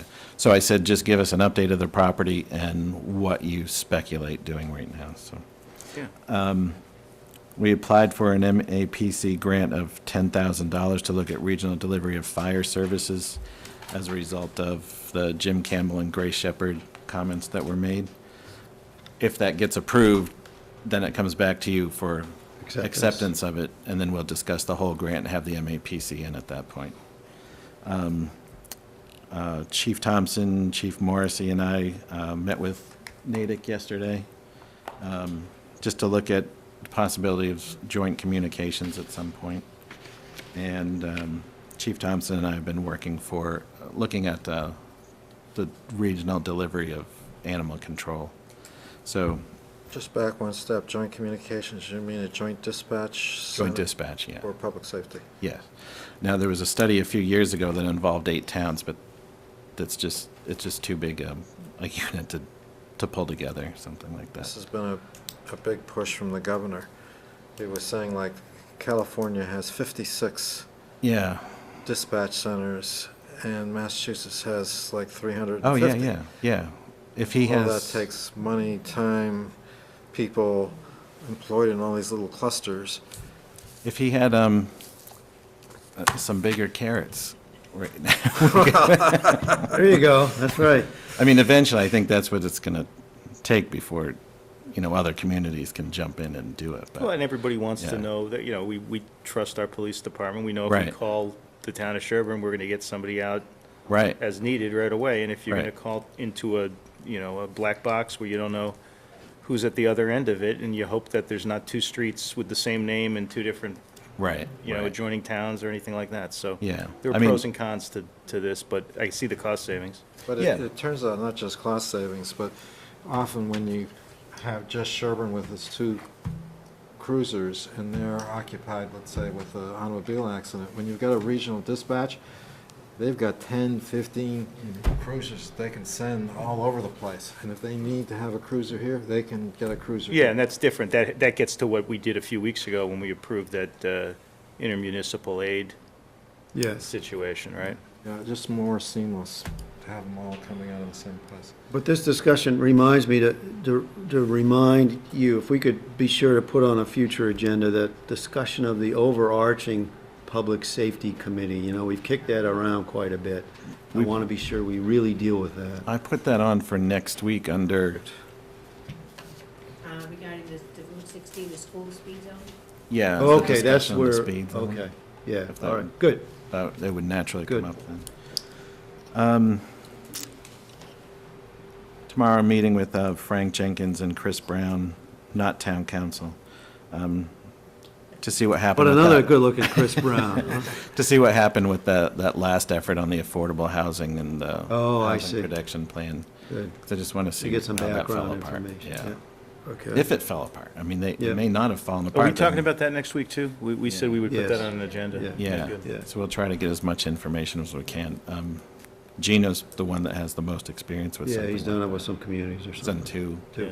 We have some, and I can give you some names later, but we have some folks in town who have a lot of experience creating affordable housing other places. Yeah, and it is in our, what do we call it? Not our master plan, what do you, Yeah, or comp plan. comp plan, yeah, right. There is something in General- there General about a plan. General plan, I plan. think we call it. general yeah. plan about affordable housing, so. So that's all I had. All right. And other than that, any other Motion things? to adjourn. Oh, no, well, not we're going to adjourning. go to executive session. So I move that the Board of Selectmen enter into executive session to discuss strategy with respect to litigation where an open meeting may have a detrimental effect on the town's litigating position, and the chair so declares pursuant to Mass General laws with respect to the following cases.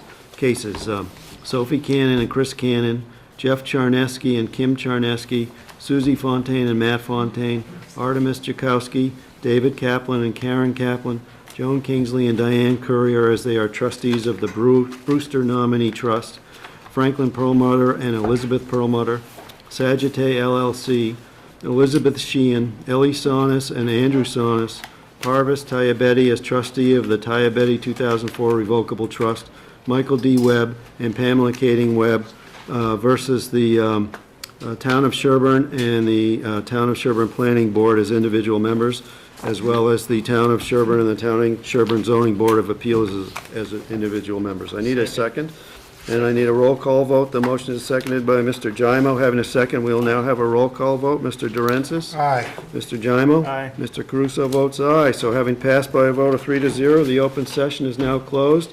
Good night, and we won't return to open session, and we are now in executive session. Thank you. And we'll move to a little conference room.